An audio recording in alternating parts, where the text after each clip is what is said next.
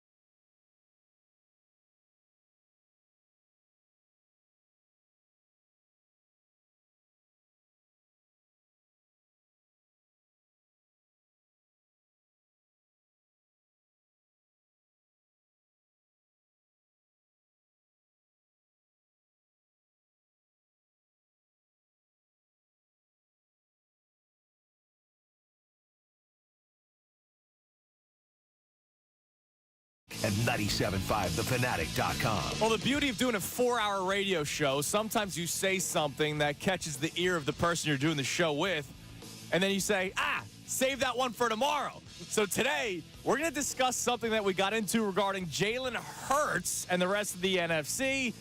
Nick Serriani debates. It is day 2 of the NCAA tournament. Couturier scratched again. Oh, geez. And the latest was Shohei Ohtani. All coming up. Kincade Salciunas, 97.5 The Fanatic. Kincade and Salciunas. John Kincade, Andrew Salciunas. I didn't see fire out of the veterans on that club. I think they tried. No, but I didn't see fire. I wonder how much of it fell on deaf ears. This is Kincade and Salciunas, Philadelphia Sports Talk. 97.5 The Fanatic. 97.5 The Fanatic and 97.5thefanatic.com.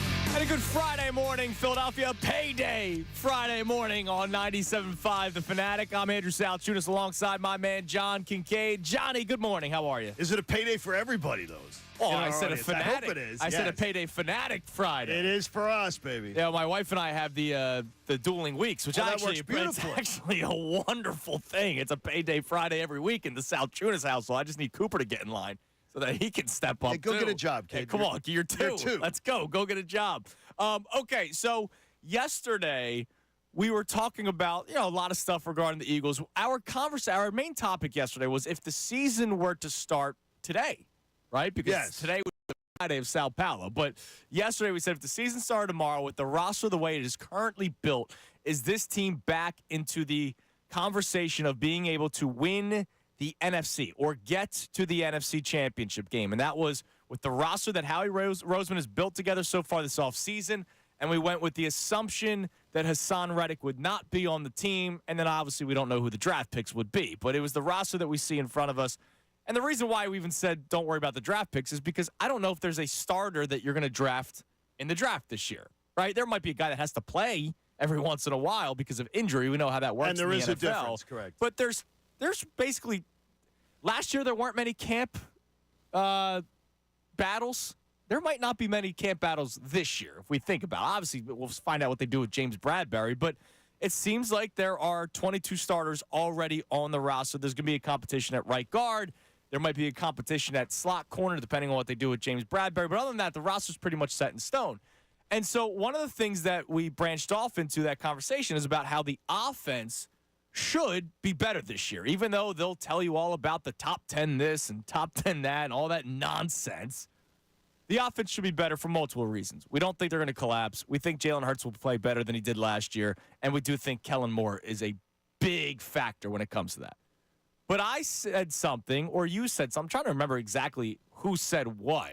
I sort of reacted to what you said. You brought up Brock Purdy. Correct.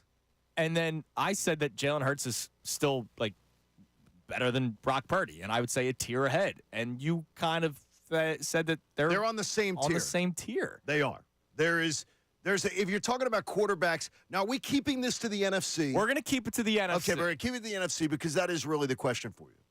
If you consider Jalen Hurts on a tier above Brock Purdy, who is on a tier above Jalen Hurts? Right, because Jalen Hurts, you can't make the case as the best quarterback in the NFC right now. Can you? Can you not? I think as the season progresses, we can see that we get back to it. Because if you think about it, so I think Hurts is still better than Brock Purdy. Okay. There was a lot of But you say stuff. a tier ahead. Tier I ahead. put them on the same level. I saw a lot of – I know Brock Purdy played well last year. I think he got saved by a lot of people. I think it also is nice to dump it off to Christian McCaffrey, and he gets 60 yards for you. And then 60 of your 250 yards passing is one play, and it was a dump off to Christian McCaffrey. Now, credit to Purdy, he would dump it off, whereas Jalen Hurts would not. He would try to roll to his right, look downfield, throw it out of bounds, get 2 yards scrambling, right? He wouldn't dump it off. And now that you have Saquon Barkley, he should get back to that. He better get back to that. And, oh, by the way, now that he has a competent offensive coordinator, he should get back to that because I would hope that the offensive coordinator drills that into his head like, hey, this guy's going to be open if you don't have other options. You don't have to just chuck it downfield to A.J. Brown. This offensive coordinator is going to say, get rid of the ball quickly. Right. You are going to see a much quicker, shorter passing game, quicker passing game. The slant pass will not be something that you see for 2 weeks and it then goes go away. away. Not with Kellen Moore. And if it's clicking with these weapons and with Jalen Hurts' IQ, and I do believe with his accuracy, that's one of the things I saw with Brock Purdy. He was very inaccurate last year. The second he lost Deebo Samuel for a couple weeks, they go on a 3-game losing streak, right? I still think Jalen Hurts is better than Brock Purdy. But if we're going to get into the conversation about the rest of the NFC, I think that's something that we have to talk out because there are guys with upside. Like I would say right now, I believe that Jordan Love, through one full season as a starter, may have higher upside than Jalen Hurts. Okay, so if you add shelves. Right. But you have to put them on the shelves today because you made this statement yesterday. If you're putting them on a shelf, I have Hurts and I have Purdy on the same shelf. Jordan Love's not there yet. But he's got a higher upside. I do think Jordan Love But can he be a good can't jump quarterback. them in on this a NFL. shelf. He might be, No. but he can't. So if he's on a shelf, he's not on their shelf. Right. So if this conversation, on a shelf if below. we're doing this conversation today, and we can redo this conversation week 8. No question. We can redo this Absolutely. conversation after the season comes to an end. I guess I have to say that Jalen Hurts, in my belief, is still the best quarterback in the NFC. I'll still give Matt Stafford his flowers because what we talked about yesterday, we were shocked that he bounced back the way that he did last year. Stafford is on today. Probably still number one. On their shelf. Yeah. No, but he's on their shelf. No, I think he might be on the shelf of his own. Now, we're not talking Okay, so you're putting him we're on- not talking Mahomes here. We're talking strictly NFC. All right, NFC. So you think Stafford may be the number one? Well, yeah, because he's done it for a long time. We thought he was done. I think everybody thought that he was done going into last season. He comes back with a resurgence where all of a sudden he's probably at the top. But if you go through the quarterbacks, all right, so Dak Prescott will be in the conversation. He has to be. No matter what we think about his collapses in the playoffs. He's on their shelf. He's got to be in that conversation. You have Jalen Hurts. Daniel Jones sucks. All right, so he's terrible. He might not be on the shelf. No, he's not. He might on be in there. the yard sale. Yeah, but he's not outside. on. Exactly. Detroit, Jared Goff had a great season last year. I think he's really benefiting from his offensive coordinator in Detroit. He's on the Hurts shelf. Okay. He's on. To me, he's on the Hurts Purdy shelf with Stafford. It's one shelf right now, and I put them all on the same one. Jared Goff, that's 3 title games, 1 Super Bowl. He's been in the Final Four 3 times as a quarterback. He has been. He is not a stiff. And it's pretty impressive. It really is. I mean, that's a great resume for a guy to be able to say, I've been to and he's been with 2 different teams. Now, Right. To the Final Four. So, I mean, I put him in there. So then there's Jordan Love. We'll see what they end up doing in Minnesota because Cousins isn't there anymore. Yeah, but Cousins is in Atlanta, and he is absolutely Brock Purdy, Jalen Hurts. I hate Kirk Cousins. Okay, I hate Kirk Cousins so much. Connor dude. Thomas, good morning. Good morning. Kirk Cousins? Are we for real here? I hate Kirk Cousins. The guy's won 1 playoff game in his career. And okay, so what I'm trying to get at, are you going to winning the Giant playoff game and winning the San Francisco playoff game, that was so much. Yeah. He got to a Super Bowl. Yes, he did, but it's period. End of story. That should have been, honestly, you should stroll to that Super Bowl. The Giants team beat Kirk Cousins. Did either of those? They lost. No, they beat the Vikings. They didn't beat Kirk Cousins. Kirk Cousins was ass in that game. Wait a minute. So you're telling me a quarterback, a loss is a quarterback stat, but a win is not? No, what I'm saying is it's part of it, though. Okay, he's part of the reason why they lost that game. Okay, you're of that. I'm not sharing your belief that that's the case. Look, Kirk Cousins is a great fantasy quarterback. Kirk Cousins is a great quarterback that will keep you in playoff contention every single year, and there is limitations to him. I saw that Jalen Hurts has more of a ceiling than Kirk Cousins. You yourself said that one Super Bowl performance out of Jalen Hurts in which they lost he absolutely changed how you feel about him for the rest of your life. Well, I'm never going to doubt that he has that game in him. Unfortunately, and last what game year, does Cousins have? Peeing in the bed? I never saw that game again. I never saw that game last year. But you think he can get back to it this year? I do. No, what is Kirk Cousins ever going to get to? Kirk Cousins will get to the playoffs and lose. I can see Kirk Cousins was not the reason that the Vikings lost that playoff game. 31 for 39, 273 yards and 2 touchdowns. He didn't turn the ball over. He didn't do anything stupid. Okay. He put a 31 for 39 game. So what about all his other playoff games? There was a million playoff games. He won 1 playoff game his entire career. I understand, but it's Hurts won 2 in 1 playoff round. And should either of those games should they have been in danger of losing? I mean, the San Francisco game. Once Purdy goes out, should they have been in any danger of losing that game? Would it have been acceptable? No, it would have been terrible. No, it would have been terrible. But it was By the way, when Purdy got hurt, that game was hanging right there in the balance. Until Purdy got hurt, that was an even game. That was an even game. Did you think that they were going to lose that game if Purdy stayed healthy? No, I didn't think they were going to lose the game. But that game was playing out very differently than I thought it would. Okay. I thought the Eagles were going to jump them. But, I mean, again, it's that so we disagree on Cousins. I'm very surprised that you don't. I mean, so Stafford's one playoff. Wait. Stafford's one playoff year totally changed your opinion of Stafford. I think no. Because you would have said the same. No. Crap I about always Stafford. thought Stafford was good with Detroit. You must not have been listening. No, I'm saying Matt Stafford was on a horrible organization for the longest time. He was putting up ridiculous numbers and reckless with the football. Well, a reckless thrower. Okay. But sometimes he needed to be when he was playing with the Detroit Lions, and then he wins the Super Bowl. The second he leaves Detroit, he wins the Super Bowl. Yes. And then if we keep going through it quickly, Baker Mayfield, but I like Baker. Good but for him. He's not on their shelf. Can't believe he got paid the way that he did, but good for him. Derek Carr sucks. No. Bryce Young, I don't know what he's going to we don't know what he's going to end up being. I don't think he's going to be. I didn't see Mr. Noodle Arm do all that much last year. And then Geno Smith, no. Kyler Murray still, no. I think it's a question mark. Yes, but not yet. But right now, so on your show, I have Stafford by himself, and then I have Hurts, and I guess I'll throw in Dak, and I guess upside of Jordan Love. But I don't have. You're putting Jordan Love ahead of Purdy? Yes. If you were ranking. I think he's a much more talented quarterback. Much more talented.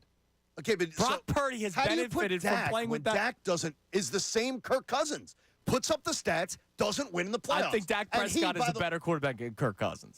Dak Prescott is more of a reason that his team has lost in the playoffs than Kirk Cousins has been. That's probably accurate. So I don't understand how you're giving him the Dak Prescott to me has a higher ceiling than Kirk Cousins. I think Kirk Cousins is who he is. Okay. And that's it, period. Okay. But so you have Hurts. Who is on that shelf? Because you have him on the top shelf. I have him on the shelf, but I have him on the shelf with the current day Stafford. Okay. Because of where he's Matt's 36 or whatever, 37, whatever it is. He's on the shelf. Purdy's on the shelf. Dak's on the shelf. They're all there sitting on the same shelf. Nobody is elite over any one of them. I think Jalen Hurts could be. I don't disagree with you. He could be the best quarterback in the NFC. He better sure as hell prove it to me this year. Well, yeah, he has He should to. show. He and has he should. to. With everything he's got at his disposal. And that we agree with. Like, there's no excuse. I said the second they signed Saquon Barkley, I said, no excuses for Jalen this year. And I don't think, and to his credit, I don't think Jalen looks for excuses. But I also want to see that Brock Purdy has got the resources at his fingertips. Anything that says, well, look at what Brock Purdy's got going for him.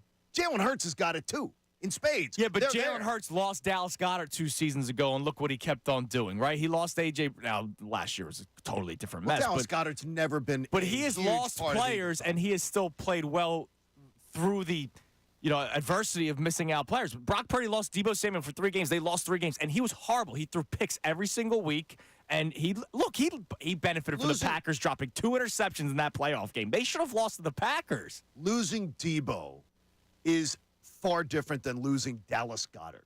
Dallas Goedert's a 50 catch. Not when you have Christian McCaffrey that does 10,000 more things than Deebo Samuel, and Brandon Ayuk is already considered the better wide receiver. They lost their third option. But why is McCaffrey always open? Because the fact that you don't know who you're going to cover. You don't know who you're going to cover on that offense. Well, DeAndre Swift was always open. Kenneth Gainwell was always open. It's just that Jalen Hurts didn't go to him. Or couldn't get it to them. So or didn't have the game plan wasn't in sync to be able to do that. That moves on to our second topic to start the show. Yesterday, something interesting from E.J. Smith, who does a great job covering the Eagles for the Inquirer, Inquirer.com, and he was on with the best show ever. And he talked about the dynamic of Nick Sirianni and Kellen Moore. Now, remember, last year, it was Sirianni's game plan, Sirianni's offense. I didn't believe that. With Brian Johnson calling the plays. I don't know what to believe. I didn't believe that at all. I really don't know what to believe. Here's why. The reason I don't believe it, and we weren't working together at the time, never once, and I challenge the audience, find me from the day Brian Johnson was hired to mini camps, to training camp, to the beginning of the season, where it was ever said, this is Nick Sirianni's offense, Brian Johnson's just calling the plays. It was never said until Brian Johnson started to struggle. And then it was, hey, don't throw rocks at Brian. This is my offense. He's just calling the plays. But before Brian Johnson got hired, or it might have been when he got hired, Nick Sirianni said, it's always been my offense, even with Shane here. It's always been my offense. It will continue to be my offense. And then there was that when he was on Jeff McClain's podcast, he said, we're just doing the same thing. We're just making it better. Okay, but Jeff McClain, Zach Berman, our own Tim McManus, Andrew DiCecco, guys who were there every day. Oh, yeah. That's never said. Okay. Like, you can't find it where they ever said, well, Brian Johnson's just going to be a play caller. Nick Sirianni's still the guy who's I'm creating sure all he the has defense. input. He has to in the week leading up to a game. But Nick Sirianni showed you in the beginning of in his very tenure. He told us after 7 games, I'm not as good at this as Shane Steichen. At play calling. And But being was it also – I think also they may have worked better together. Could have been. I don't yes. think Nick Sirianni and Brian Johnson worked well together at all, and you saw that play out in front It of us. absolutely and did. you now see that Brian Johnson is no longer an offensive coordinator in the NFL, period. He lost his job. He went a step back. He's now an offensive assistant. So yesterday, E.J. Smith talked about what could be, or what he's still trying to figure out, will be the dynamic between Serriani and Kellen Moore. We've seen these types of marriages not work out before. With Doug Peterson and Rich Tangarello comes to mind as, these two different schemes that kind of have to mesh together, and it doesn't always work. I think that there is always going to be a preeminent voice. That's not to say that just because it hasn't worked in the past, it can't work. But again, that's going to be a major question mark going into the season, is what does this offense look like? Who is the true author of the offense? And, is this going to turn into a happy marriage of Kellen Moore calling an offense that was was illustrated by him and Nick Sirianni in tandem? Is it going to be Kellen Moore calling an offense that looks a lot more like Nick Sirianni's offense? That's going to be a major question. Well, here's my answer to the happy marriage. I said it earlier this week. Sirianni gets Howie's old office, the broom closet, when Chip Kelly was here. So you're saying during the week, he's around the corner, staying away. In the broom closet. Let Kellen Moore, this is his offense. You brought in Kellen Moore. You brought in 2 coordinators, right? Vic Fangio and Kellen Moore. Respected coordinators. Guys have been doing it, Vic Fangio, far longer than Kellen Moore, but Kellen Moore's been now, he's Very now respected. has a sample size, right? And a successful sample size. You hired 2 guys the second they became available. Remember the press conference? Sirianni's press conference got delayed. And we found out, or we think it's probably because Vic Fangio got fired by the Miami Dolphins, or they mutually parted ways. And then Kellen Moore, the second he became available, I don't think the Eagles interviewed another OC. I think it was just Kellen Moore. You don't bring in those 2 guys to just be here and help out Nick. You bring in those 2 guys to run the side of the ball that they are the coordinator of. Nick Sirianni even said during his press conference that his role of the head coach is to take a step back, help out the defense a little bit. Maybe coach go to the a team. defensive meeting. Right, exactly, which he never did. That's my answer to making this a happy marriage. Nick Sirianni goes to the broom closet. The Eagles are 12-5. Nick Sirianni starts getting his flowers a little bit back, right? The ones that he planted and soiled. Cultivated and right. soiled. He gets those a little bit. Mulched and stuff and mulched everything. yeah. He gets Fertilized. those back a little bit, and that's the happy marriage. I will tell you right now, from the amount that Geek Boy has been studying Kellen Moore's offense. Yes, Kincade's calculator. I will tell you. I'll be able to tell you after the San Paulo game. Whose offense it is? Yeah, because the Kellen Moore offense looks the same, relatively the same type of approach every year. No matter what team, Dallas or the Chargers. I want it. I want it. I want to see it. I think we all want it. I don't think there's anybody pining for Nick Sirianni's offense or Nick Sirianni's game planning. I don't think there's anybody pining for Nick Sirianni to still be the head coach. I know people like to point out the records and what were you saying when they were 10-1 and whatnot. I don't care. What happened was a collapse, and a collapse that they never adjusted with. There was not a single adjustment made. I've made this point when I was doing middays. Imagine any area of work. You have 2 months to fix something. And nothing is done. And you go to your boss and say, here. And then the boss looks at it. Hey, this is what you've been doing for this is what you were doing 2 months ago. Well, yeah. That's what I believe in. You lose your job. Are you a big CeeDee Lamb fan? Yes, of course. CeeDee Lamb. Freaking stud. CeeDee Lamb. Here's your Kellen Moore feel-good butterflies in the stomach of the day. Okay, I like that. Before the Cowboys played the Chargers last year, he was doing an interview and he was being asked about Kellen Moore. He said, I never saw so many open windows in my life. That's awesome. Than under Kellen. I appreciate him so much and the impact that he had on my early career. It's much easier to catch uncontested balls than to have to fight for every single reception. And this isn't Does that make you feel this good? isn't Robert Turpin, like the third receiver that may break free because the defenses aren't scheming. This is their A.J. Brown. Their best player had open windows under I Kellen love Moore. it. Never saw so many Freaking love open it. windows. Freaking love it. All right, you can climb in on the phone, 610-632-0975. You can also text in at 610-632-0975, which is awesome. Where does Jalen Hurts rank among all the quarterbacks in the NFC to you? And also the Nick Sirianni, Kellen Moore, hopefully no power struggle, but if there is one, is anybody backing Nick Sirianni at this point? You can't. I also have a question about the other side of the ball. Something that we think was coming, and it seems like more and more it will. I'll tell you what that is next. It's Kincade and Salciunas right here, 97.5 The Fanatic. Fanatic Sports Update. A big point for the Flyers. I'm Connor Thomas. This update is brought to you by Jackson Hewitt. It matters who does your tax.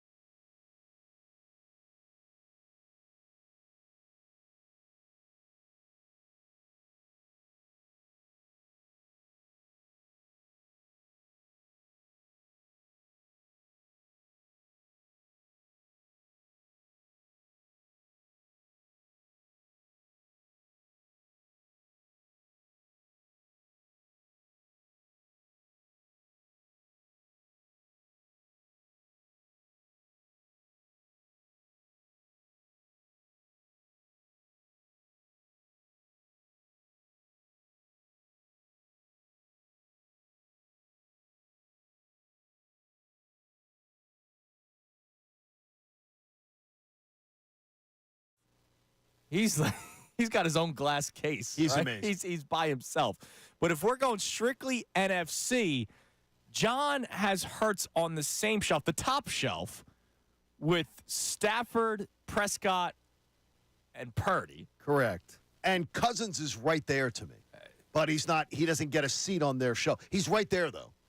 Cousins Like he's ready to climb onto it. Cousins might be on a shelf by himself, pretty high up, but it's cracked, and it might break anytime soon if you put one extra thing on there. I have Hurts on the second shelf, Stafford by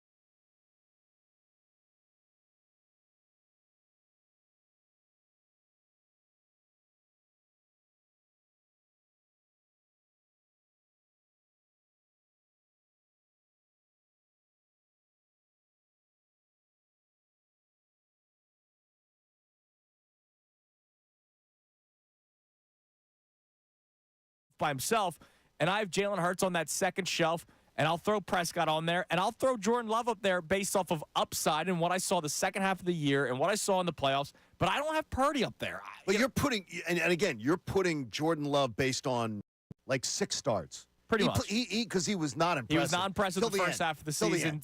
The back he looked end. great. And then he looked good in the playoffs. So that game against the Cowboys in the first round of the playoffs, he was incredible. Spectacular. I saw him make, I remember I tweeted it out, I saw him make a throw.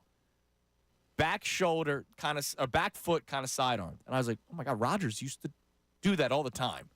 And then you remember Rodgers sat behind Favre for a couple of years. Love sat behind Rodgers.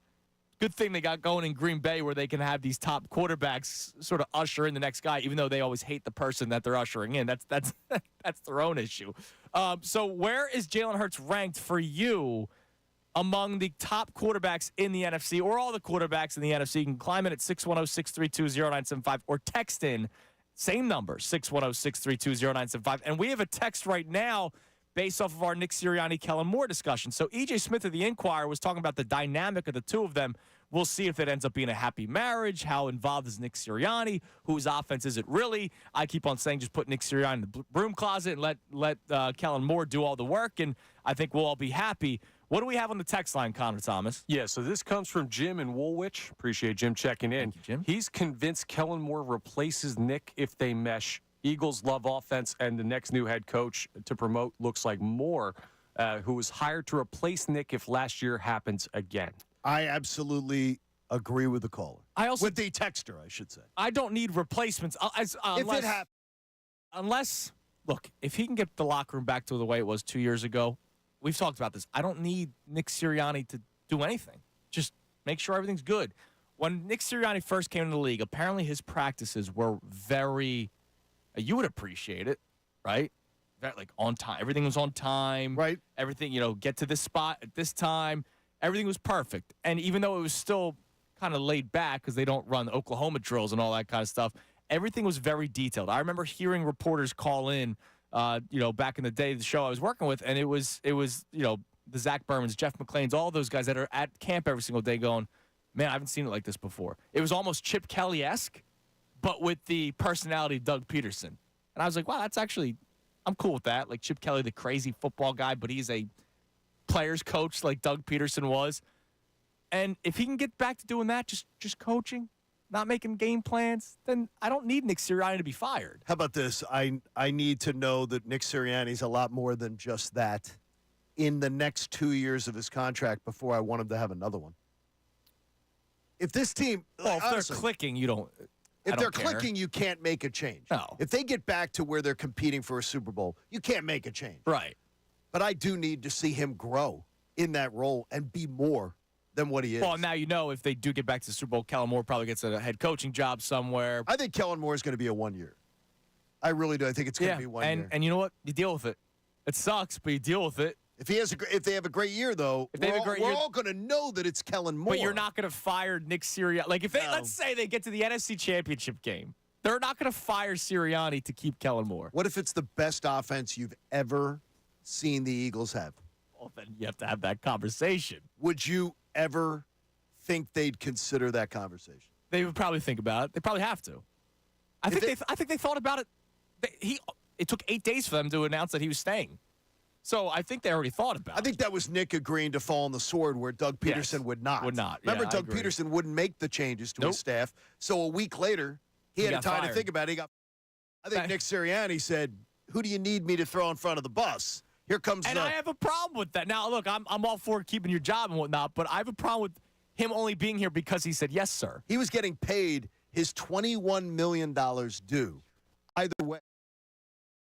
And he said, "Oh, the bus? Here, let me push some people in front of him." Yes, sir, Howie. Yes, sir, Jeffrey. Of course, sir. That should concern us all. Yes, that's why I don't want him back. I got you. All right, which we're going to talk about later. All right, so the thing that I teased going into the break, we're also going to see something different next season in terms of youth on defense. We've talked about this a million times with if Reddick's gone, obviously Fletcher Cox retiring. We'll see what they end up doing with both Darius Slay and James Bradbury. It looks like there's a youth movement on defense, right? So now, yesterday, we mentioned E.J. Smith. He was on with the best show. Before we play E.J., because you'll hear from him again, here was Andrew DeCecco with us during the Kincade Salciunas. I think that they're going to be looking to roll with the younger players, Jalen Carter, Jordan Davis. This is what you drafted them for this exact moment, and this is their time. They're going to have to take on a lot of snaps and a lot of responsibility, and they're the foundational pieces of this defense moving forward. So that was Andrew DeCecco, and then later on the show, later in the day, here was E.J. Smith once again with the best show ever. You know, it's a weird thing with Hassan. He's a productive player. Not really the type of move that you expect to see a team that, you know, is contending the way that the Eagles are, you know, a team that's in a win-now mode. But I think it really speaks to the fact that this is an organization that's trying to turn the defense around, you know, trying to rebuild the defense. They have an offense that you would expect to have a window that's prolonged because they have a lot of young talent, a lot of building blocks that are younger players. And I think that on defense they lack that. I think that's kind of how you end up in a situation where, you know, even though Hassan Reddick has been their most productive pass rusher the last 2 seasons in terms of sacks, they're willing to move on from him in favor of a younger player like Bryce Huff. So here's the deal, Johnny. Again, these are the guys that are there every day or talking to people there every day now that, now that the season's over, but they're talking to people every single day. That's 2 people in the same day that say they're going younger on defense. And E.J. Smith specifically talks about Hassan Reddick being one of the casualties because of maybe the youth movement. We both wanted the youth movement, but we both want to remain competitive at the same time. Yeah, competitive, but I just think that you can get younger on defense and you can get considerably better than you were last year. And I don't need the defense to lead the way.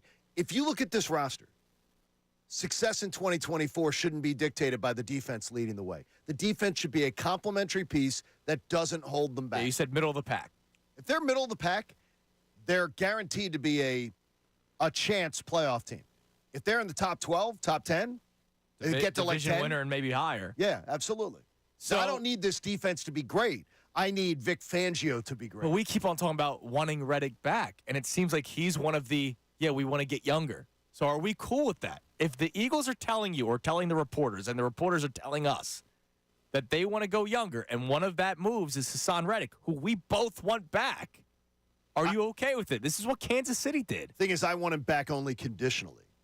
I only want him back if it's a extension sort of like Slay's. Okay. I don't want him. He's not going to take that. Well, then I don't want him back. Okay. I don't want – I honestly, it's got to be good for both sides. And I also do believe that if Hassan Reddick was finding his value as far as somebody willing to pay him the big bucks, he would have already been gone. Oh, I agree with you on that. I don't think he's found the deal. But then we also have to find out what is the draft compensation that the Eagles want, because that's also been talked about a lot. It seemed like Adam was leaning the other day towards a third. Yes, it seems that way. A third and is that round what the pick. Eagles want? Do the Eagles want more? Well, it could be. Absolutely. Hey, he has every right to be greedy. If they get more than a third, I am floored. Oh, my God, absolutely. I'll be floored considering what they'd have to pay. But going back to yesterday's conversation, when I said I think they could still contend for the NFC. As is. Without Reddick. If Reddick's here. Oh, absolutely. To me, it's not even a question. No. I think they may be the favorites. Yeah.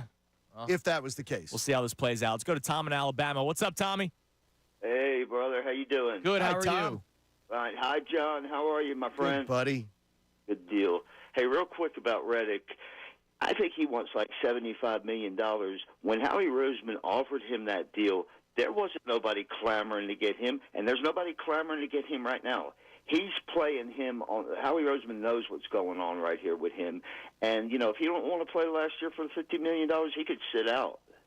Well, actually, he can't. He can't we sit had out. Schefter on earlier today that said the new CBA agreement, like, you can't hold out. Really? Yeah. No, you can't. You're not allowed to hold out. Unless the it's fines, like something the fines will crazy. crush you. Right, But yeah. the fines are going to crush you Yeah. at that You point. know, Hurts is the key here. He's never had the same coordinator 2 years in a row, which might not have worked so well for him.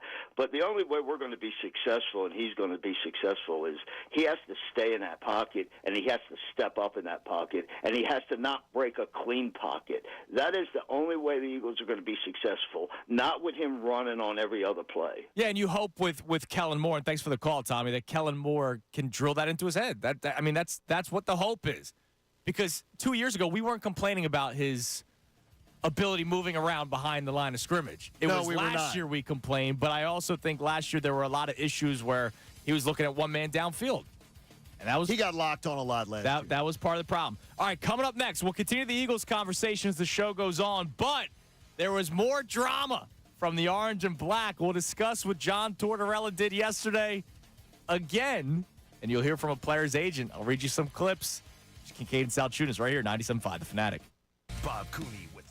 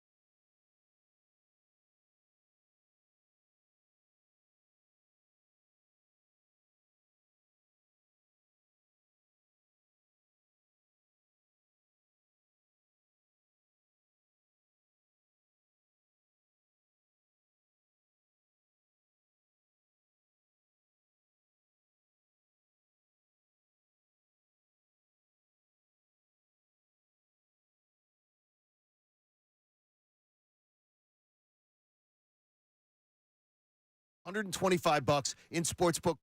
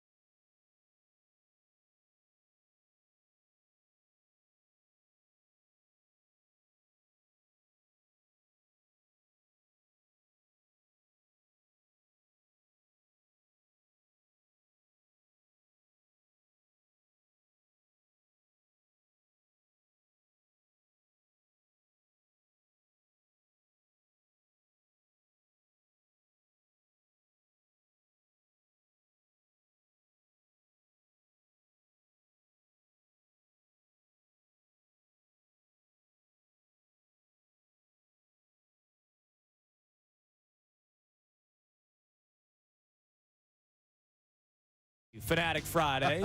Fanatic Friday is presented by Pumpman Philly. For 24/7 emergency repair or pump replacement, count on Pumpman Philly, the guys to know to fix your flow. Started the show talking a lot of Eagles, but we want to pivot into the Flyers a little bit. Big game last night. You said it during the show yesterday that it was a great game to sit back and watch in terms of a playoff preview. Your most likely playoff opponent. You finish third in the division, you're going to play the team that finishes second, and that's going to be Carolina. And even though they lost in OT, I would say pretty good game for the Orange and Black yesterday. Well, it's great because you play 2 games in a row against 2 teams that are better than you in Toronto and Carolina, one at home, one on the road, and you purport yourself really well. Yeah, you get a win in one, and then you get the all-important point. And at this point, it is the all-important point, right? Because you're trying to stay in that third spot of the Metro. First 4 games of the gauntlet, you've managed to get 3 points That's of great. really, really hard games. Okay, you got to get a split this weekend. But I'm going to tell you, we were leaving P.J. Wellahan's in Downingtown, which is great. I was at PJ's in Washington Township yesterday. See, so 2 PJs hits yesterday. And my wife, who's a huge Flyers fan, is listening to the pregame show. Yeah. And Chris Tarian's giving his diatribe on Coots being that's not fair of me to say it. He was giving his opinion very passionately about Coots being scratched again. A second time. And my wife goes, my God, the guy didn't die. Why is so dramatic? It was the most dramatic thing. I thought it was freaking Days of Our Lives. Listening to Chris Terry be like, oh, sometimes coaches get it wrong. Oh, he's got to defend the player, man. Oh, my gosh. Get out the world's tiniest violin. And you know what? If Sean Couturier had handled being benched for 1 game, if he had handled it properly, no, but what did he do? Then, let's have my agent start talking to the media and start talking about, I haven't been pleased in a while with the communication. Sit his ass out again. So, and you know what? Sit it out again. Let me ask if you have to. Was him getting scratched yesterday, because you and I both believed he'd be back in the lineup yesterday. I did. I will tell you, peel back the curtain a little bit. I did my digital content expecting Couturier to play yesterday. Well, we both were going to bet it. So you're upset with how Tarian was talking about it. I was upset that I wasted 30 minutes of my life, and then Couturier gets scratched. Chris Tarian's never mentioning 1 goal in a third of the season, 1 point in 9 games. Yeah, it's terrible. Yes, Chris knows a hell of a lot more about hockey than I do. Of course. He's a fantastic passionate guy. But it's ridiculous. Sean Couturier was asked to sit for a game, and instead of handling it as a captain. Instead, he handled it as, I'm not being treated well around here, and now I get bench him again. So, and you know what? I do think he'll be back in tomorrow, but I wouldn't be shocked. I wouldn't be shocked because the team if you say that Sean Couturier has been missed on the ice in the last 2 games, I'm going to tell you haven't watched Flyers hockey this year. He hasn't been missed the last 2 games. The last 2 games they've won and went to overtime against 2 better opponents. He is, and I'm not saying that they're playing better without him. Right. All I'm saying is he has not been missed on the ice, and that's a problem. Now, I will ask you, was he scratched again yesterday because of the victory against Toronto or because of how he handled it? I think 75. You know John Tortorella I think 75-25. 75 because they won. Okay. 25 because he handled it like it was like something out of the Real Housewives of New Jersey. I don't like the way I've been treated around here recently. I'm not liking it. You were just made the captain 4 weeks ago. You were just thrown every bouquet that he could throw. And for John Tortorella to throw those bouquets your way, means something. The man throws compliments around like manhole covers. Right. I mean, seriously, if you get complimented by Tortorella, you're doing something right. So you mentioned Couturier's agent spoke out. Eric Lupien spoke out. By the way, a pretty good agent, by the way. Okay. From my point of view, when I saw the news that Couturier was scratched, I'm like, well, I really hope the communication why and the reasons why are really clear. I hope he's going to get an explanation soon because he's the captain, a leader of the team, and he has Philadelphia tattooed on his chest since he got drafted. That's why he wanted to sign there and to sign a long contract. I hope he's going to get that respect from John Tortorella. With your captain, you have to work together as a team. You want to send a message to the other guys. It has to go through your captain and your assistant. So now you're not communicating with him. So, okay, what's next? I will tell you this. From being a a Flyers employee at one time in my life. Yeah. Being in the Flyers locker room as an employee on a daily basis for few seasons, 4 seasons. I can tell you that Mike Keenan was harder on his star players than he was on his marginal players. Right. So I just don't understand this. Oh, woe is me. Just because you got the title of captain, I think they expected him to elevate his game by it. He has not elevated his game. In fact, his game regressed. It regressed. He didn't respond to the challenge. I don't believe just because you are the captain, well, then he's anointed. You can't touch this guy. They didn't have a captain a month ago. The mistake was John Tortorella making Sean Couturier captain. Well, That's the mistake. Was it a mistake? Who else would you have named captain, or would you not have done anything? No, I wouldn't have named one. You were doing fine without one. Right. Because now what I found is that when instead of just not rocking the boat and letting this thing blow over, Sean Couturier, through his agent, put gasoline on the fire. And I think that's exactly... And this was after he got scratched the second time, these comments. It's exactly what a leader, I believe, doesn't do. This team is a feel-good story. It is an accomplishment. What they have done already is an accomplishment. The fact that, like, their next win's going to put them as, like, okay, they're going to be above 500 this year is amazing. I just don't believe that's the way I would want my captain or a leader purporting themselves. And it was another nice night for the Flyers. So they didn't win, but they got to overtime. And they're down 2-0. They score third period. They force overtime to get the point. And if that's the team you're playing in the playoffs, that is a great last memory point. Oh, absolutely. Against Carolina, that you're going, on their ice. We went to their ice. We played them toe-to-toe. We went to overtime. A bounce here, bounce there. Or, as Connor put it on our group text, if they don't score on a two-man advantage. Connor and Haley were both railing on the two-man advantage not being cashed in on, and I don't blame either one of them. You got to take advantage. This isn't the Flyers of last year. This is a team that's trying to get into the playoffs. And a lot of fun right now. One last thing. Yeah. I love Sean Couturier's game. I love him being a part of it. But I totally understand why John Tortorella said, you know what, take a night off. Yeah. Both ways. But you think 75-25. They won 75, but 25 little bit petty on may have been another message that, hey, you don't like the way you're being treated around here? Wait till you see how I'm going to treat you now. I'll show you. All right, to start the 7 o'clock hour, we'll reset what we've been talking about with our Eagles angle, but also the latest on Shohei Ohtani. There was an ESPN article yesterday. This is just the fishiest story. Oh, it's fishy, all right. So fishy. It smells. And I read something yesterday that made me laugh. That someone wrote it? No, that it involves the interpreter. Uh-oh. I'll tell you what that is next. This story is not going away anytime soon, even though he's not being investigated. No, it's Kincade please. Salciunas, 97.5 The Fanatic.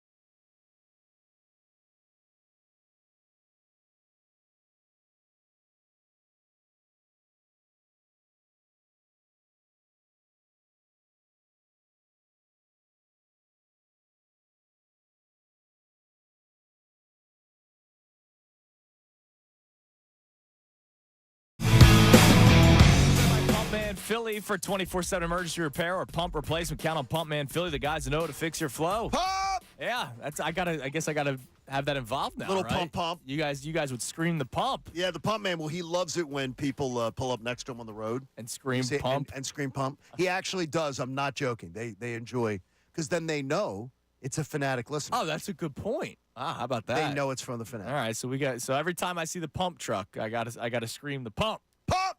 Connor, Pump. you gotta. Connor pumps later in the day. Yes, after I get out of here, I go to the gym. I go and I pump. That's literally what he's saying. It's freaking 5:15 in the morning. Yeah, after I get out of here, I go to the gym. And I pump, man. I'm I Connor can't go Thomas. to the gym without getting made fun of now. It's the way you say it. My goodness. Anyways, all right, later on this segment, we'll give you the latest on this Shohei Ohtani story, which is just freaking amazing. Wait, I'm on my Bet Parks app as we're talking. Yeah, exactly. $4.5 million in the account.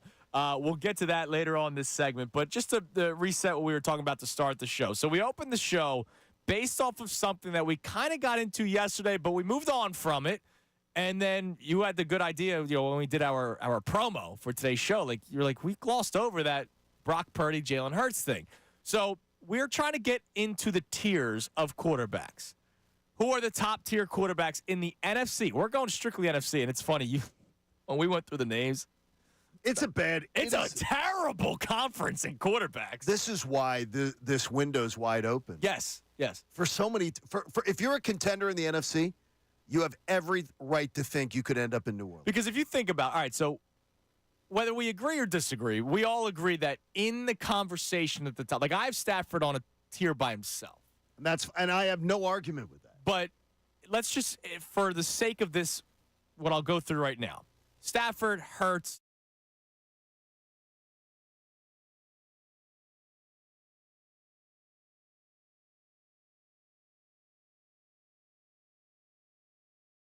Right there. He's right there. So we have 5 guys arguably on the same shelf. I have Stafford on a shelf by himself and Purdy on a shelf below someone else. Okay. But they're all right there, right? In the AFC, it's Allen, Tua, Rodgers, which we'll see how. Burrow. Well, AFC East. Oh, that's AFC. No, I'm saying, yeah. That's AFC East. That's wild. And then Lamar, Burrow in the AFC North. We'll see what Russell Wilson is. I'm not expecting much. No. I'm not expecting much out of Deshaun Watson. Stroud Stroud is up Houston. and coming. Yes. We'll see who Anthony Richardson is. Yeah, I don't put him in. Trevor Lawrence. No, not yet. And then we haven't even gotten to Mahomes. Mahomes and Herbert. Herbert. Like that. And I don't put, by the way, I don't put Herbert on the shelf of Allen, Burrow. No, Mahomes. he's got to prove that this year. Yeah, Herbert's got to do more. He was I going think he will, there, but I think he will get there. But that's the AFC, dude. That's wild. We're debating is Brock Purdy on the top tier of the NFC, and meanwhile you go to the AFC. There's 11 quarterbacks that are Mahomes on a class by himself. Then there's 9 or 10 guys that are on that second shelf. That second shelf's creaking, man. It's about to break. It's crazy. It is wild. So, it is absolutely wild that we're talking about the AFC being so loaded. Oh my God, it is. And that's it's why, totally loaded. That's why your point that you believe you've seen enough already to know that they're back in the mix for a Super Bowl makes sense because of the wide open field in the NFC more than the other one. It's totally By the way, wide you didn't open. even mention in the NFC too, Jared Goff. I mean, Jared Goff's Sorry, there. and Jared Goff. Jared Jared Goff has gets to be there. Jared Goff gets No, such he doesn't. disrespect. And it's because he was a disappointment in the Rams, even though they got to the Super Bowl, which is weird to say. He's been to 3 Final Fours. But then I think he has benefited with his Ben Johnson, not Brian Okay. Johnson. That was our offensive. Yeah. coordinator. So you're giving it all to Sean McVay when he was with the Rams, and you're giving it all to Johnson with the Detroit. I don't What about really him? love Jared Goff. No, well, that's different. That's different. No, I give him credit. He's a better passer than Jalen Hurts. He had a great season last year. What would he do in this offense? Probably be a good quarterback. I think He'd be there's a really good I quarterback. think there's a lot of quarterbacks that would be good in this offense, and that's not a slight to Jalen Hurts like the way Chris not. Sims made it. It's when Chris Sims says any quarterback, and Gardner Minshew goes out there and loses both games. I know you said that he obviously played well against Dallas, but come on. Like Gardner Minshew is not going to win 14 games. Well, he took a team to the playoffs last year as a starting quarterback. Yeah. And he took over in week 4. The defense was very good. He handed the football over a lot. Look, I was Minshew mania'd up. I absolutely still was too. I can't believe that they didn't see the value in having him around. Well, To me, the Raiders saw the value in him. They paid him a ton of money. they did, which that's crazy. Crazy. So, Connor, I'll ask you. I would like to get your thoughts on this strictly NFC tier shelving, whatever analogy you want to use. You and I are in agreement that Kirk Cousins doesn't belong near the top. Even though he is a successful quarterback in the NFL, he's going to throw for 4,000 yards this year. Like 4,200, 4,300. He'll have a ridiculous career. Like, his numbers will probably be up there with Hall of Fame quarterbacks, even though when I say, is Kirk Cousins a Hall of Famer, your answer is no. Exactly. But his numbers will tell you that he could be in the conversation. Now, the NFL's changed drastically, and it's a throwing league. It's not the same as it once was. Who are your quarterback rankings in the NFC, Connor? Yeah, there's a top tier where I think it's Stafford, Hurts, Prescott, and I don't know that I put anyone else there. And you do not put Goff or Purdy there? I think Goff and Purdy are on a lower shelf. Wow. I think they win partially because of their team, partially because of them. And they're good enough to take a team to the Super Bowl. But they're only good enough to do that with a team that also has to do a lot of the work. Then just say that same sentence you just said about Jalen Hurts. I can't say that. Do you think Jalen Hurts takes their teams? Yes. Places? Yeah. I do. Higher places? We did see Jalen Hurts put the team on his back multiple times 2 years ago. It's a field thing. What were the games where you felt he put them on their back? The Texans game 2 years ago, Arizona game 2 years ago. I can't remember. Why am I not remembering? Game, the Texans game. The Texans game, I was at a World Series game at the same time. Right. So I was sort of watching it half-assed. I went, the double screen. Here's how I know he put his team on his back. 2 years ago, the season they go 14-3. Oh, this is a trap game. Did they ever lose the trap games? No. They never lost the trap games. But you know what? They came close to losing them. But who won it in the end? It was always Hurts. Always. And then the Super Bowl. The Super Bowl was, to me, Jalen Hurts. I think it was his. Honestly, I think it was his greatest game of the year. Yeah, yes. To me, and it was in the biggest game, which is awesome. He was unfreaking believable. And then Jared Goff, to Connor's point, look, that's a run-heavy offense. Again, credit to the offensive coordinator. Very run-heavy offense. I think that is a friendly quarterback plays. Now, Goff, I'm not taking away from Goff's what he did. Like when we say Goff and we say Purdy. Purdy's almost a 70% passer. Yeah, for his career. He's incredible. Here's the difference. You weight the numbers a lot heavier than Andrew and I do. I well, you don't have Kincade's calculator. I'm a football guy. That's true. You're Kincade's calculator. I'm football guy Chunas. Yeah, I didn't realize that. Looking at you, I didn't realize that. So feel-wise, Brock Purdy doesn't feel like a great quarterback. Jared Goff doesn't feel like a great quarterback. I think Goff's better than Purdy. Yes, but neither of them feel like the guys that Stafford has been at points. Hurts can be, like the guys up at that. Dak Prescott can be. You know what I say to you both? I don't care about your feelings.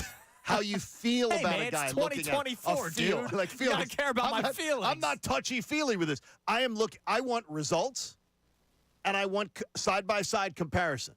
I don't believe that the Detroit Lions are every bit as good necessarily in other years, like last year, the year before last year. The year before they went to the NFC title game with Jalen Hurts, that they were with Jared Goff. I really don't. I'm serious. He would have been great in that offense. No, last year's offense, yes. The team the year before, when Goff's first year over. Yeah, where did they didn't make the playoffs. No, they didn't.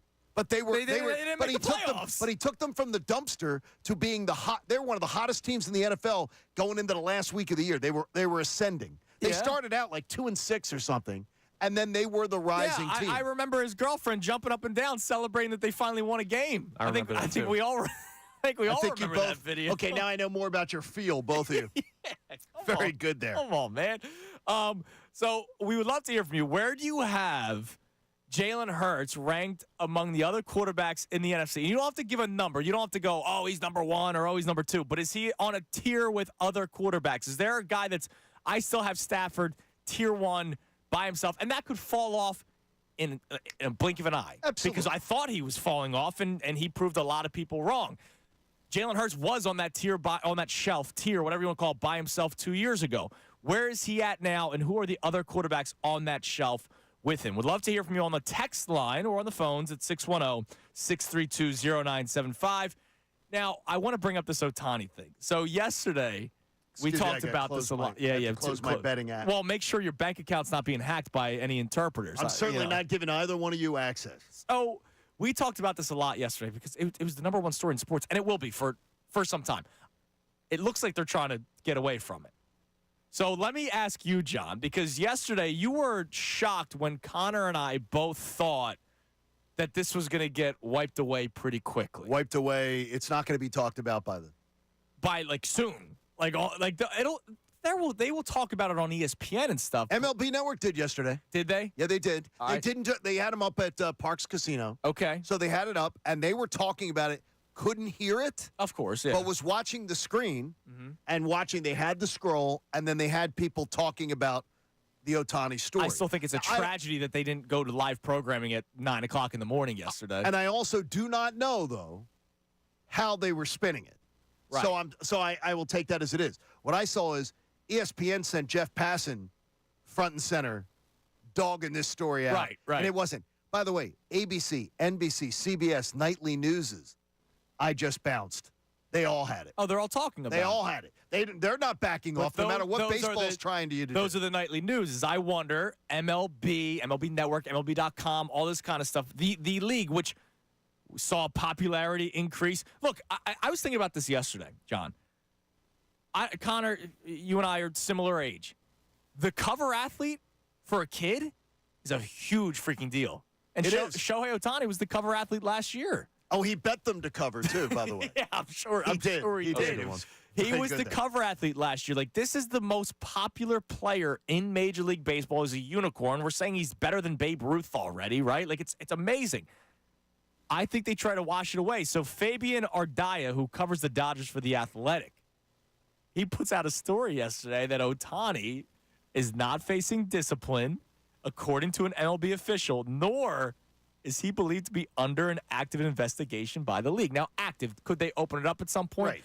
This should have been opened up immediately. It's preposterous that there are 2 wire transfers of $500,000 with his name on them to an underworld figure.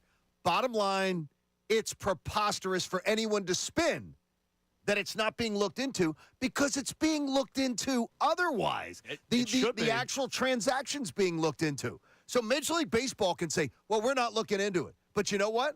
The feds are. The feds are, yeah. The people who matter are, not the people who are trying to sell more video games or trying to, pump up their game. And by the way, I hope he isn't this stupid. I hope that he is not this dumb, that he would risk his entire legacy, his career, and everything to do something this stupid. So I read an article from John Heyman yesterday. He does a tremendous job covering Major League Baseball, and he wrote a story on this. And he says there's belief inside Dodgers camp that he's just dumb when it comes to finances, that he would give up his bank account to his best friend. Okay, I have no idea how John Heyman would know that. No, people he knows more than I do. Inside the camp are saying it. Yeah, what I would say is this. Nonsense.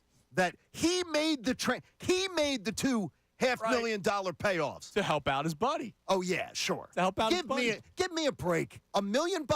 No. Well, give me a break. When you have your Parks appearance today, and I say, yo, dude, can you put a 10-leg parlay for me? I can. Just give me the money up front. That's fine. Or Venmo me the funds. I'll give you half now and half later. Yeah, Venmo me the funds after they hit. Yeah, after it hits. All I'll say is this: if you believe that Shohei Ohtani gave $4.5 million to cover somebody's gambling debts, you're an absolute fool. You believe anything you're told.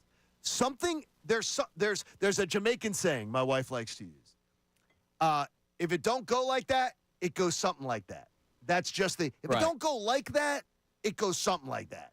And so to me, the story, if it don't go like that, it goes something like that. Right. And he may be dumb enough to have been the guy that he was placing bets with. He didn't know. He didn't realize. Ohtani didn't realize it's an underworld But it's figure. still a federal crime. Correct. So there's another article.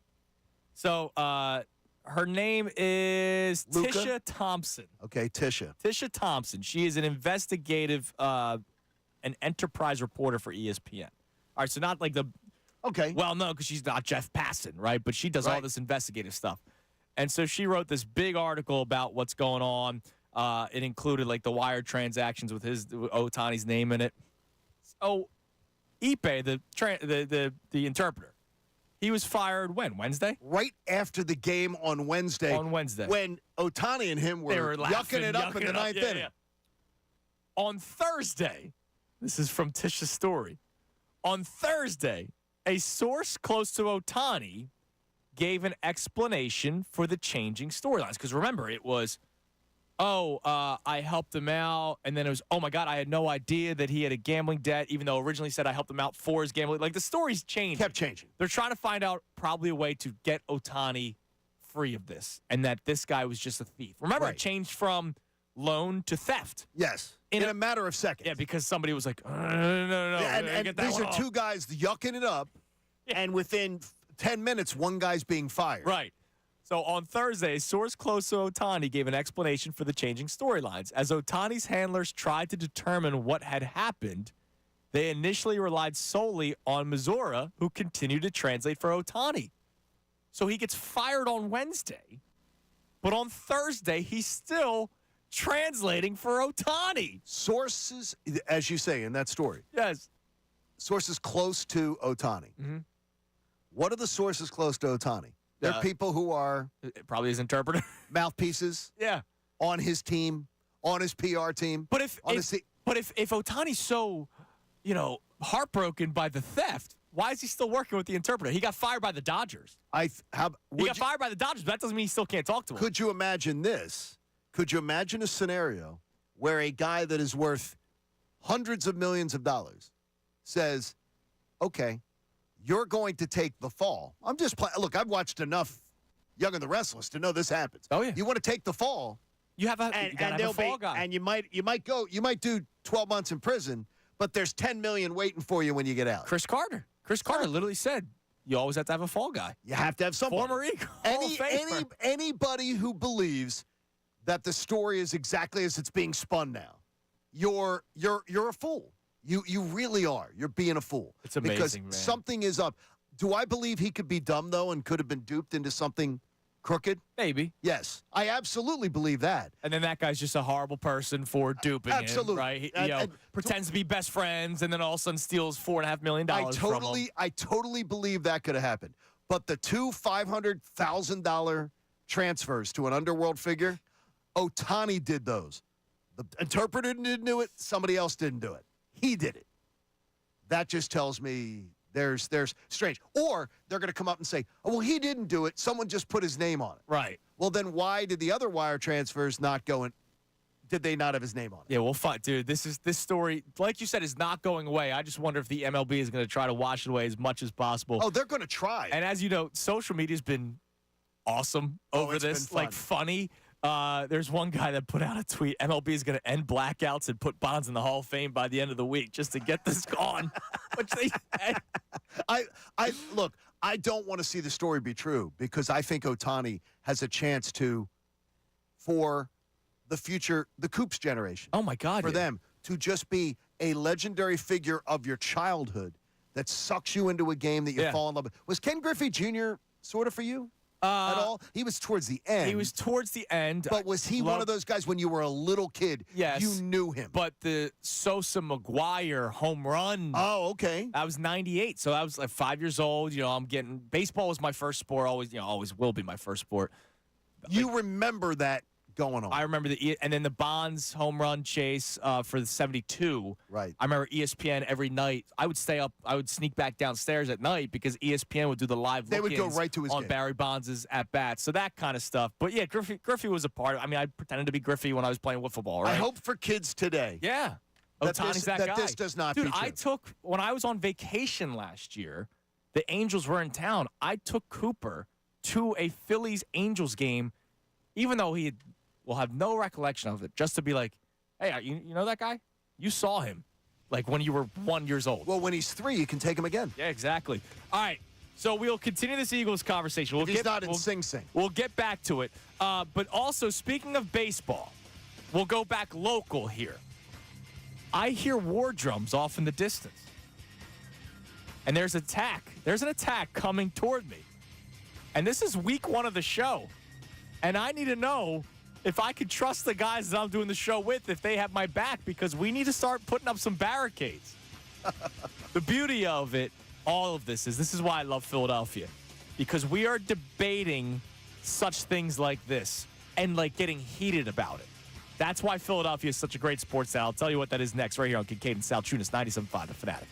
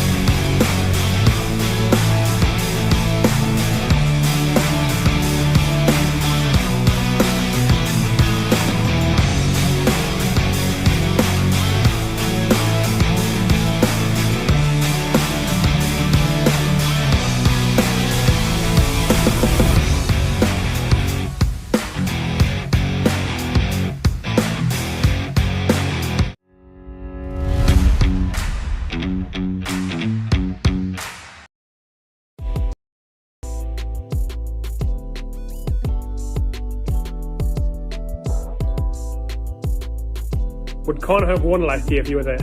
No shot at all. Just my presence alone would have gotten in his head. No shot he would have won. Are you worried that the year off will make you a bit rusty?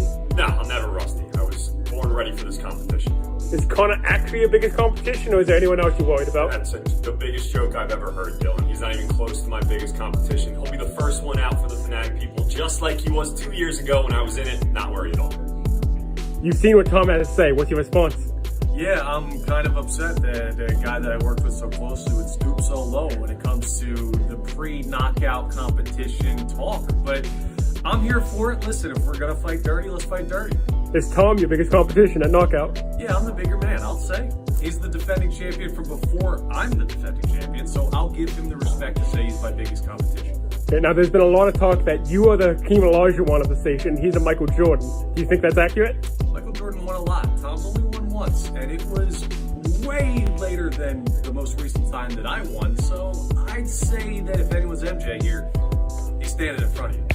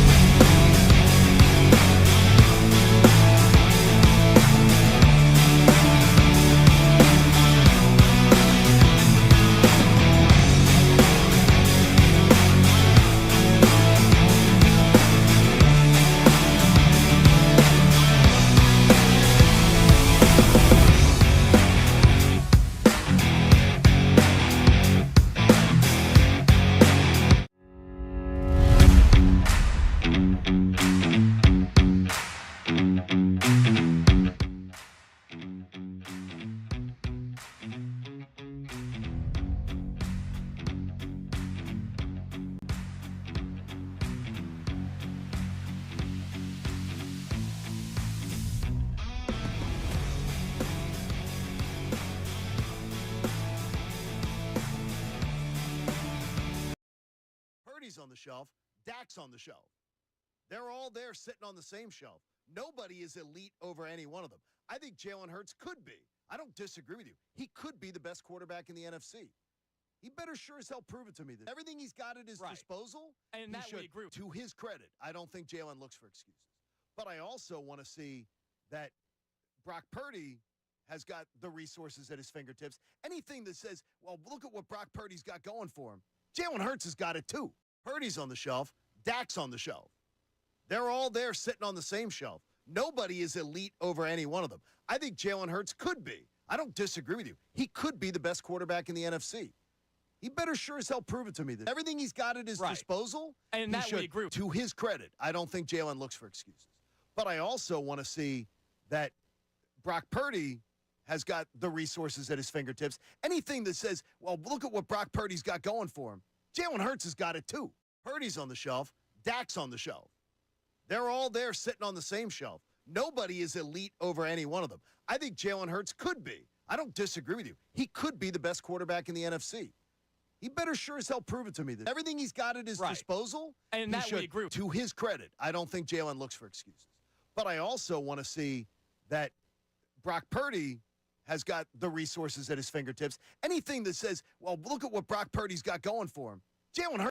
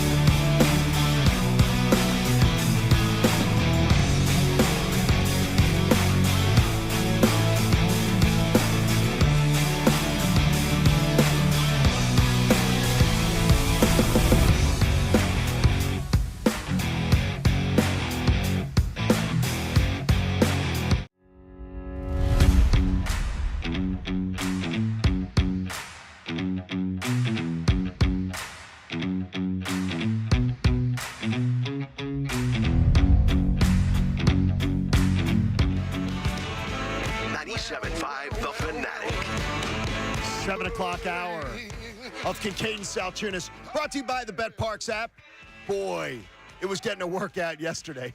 Sportsbook and casino in one sleek, easy-to-use app. Download it today, betparks.com. New users, a $10 wager. Get you $125 in bonus sportsbook bet when you win. That's beautiful, especially at the beginning of the tournament. It's always nice to have it. It was a fun day yesterday, fun day of basketball yesterday. We got more today. We'll talk about the tournament later on in the show. But I want to get into something this segment, and I need to see if I'm working with two foxhole guys or not. All right, Connor. This is the true test. No, if you can't put working, foxhole on this. I am finding out right now if I am working with two foxhole guys or not, and I don't like my chances. And that means I'll be on an island by myself. Okay. So yesterday we got into the conversation about Johan Rojas and whether or not he should be playing center field.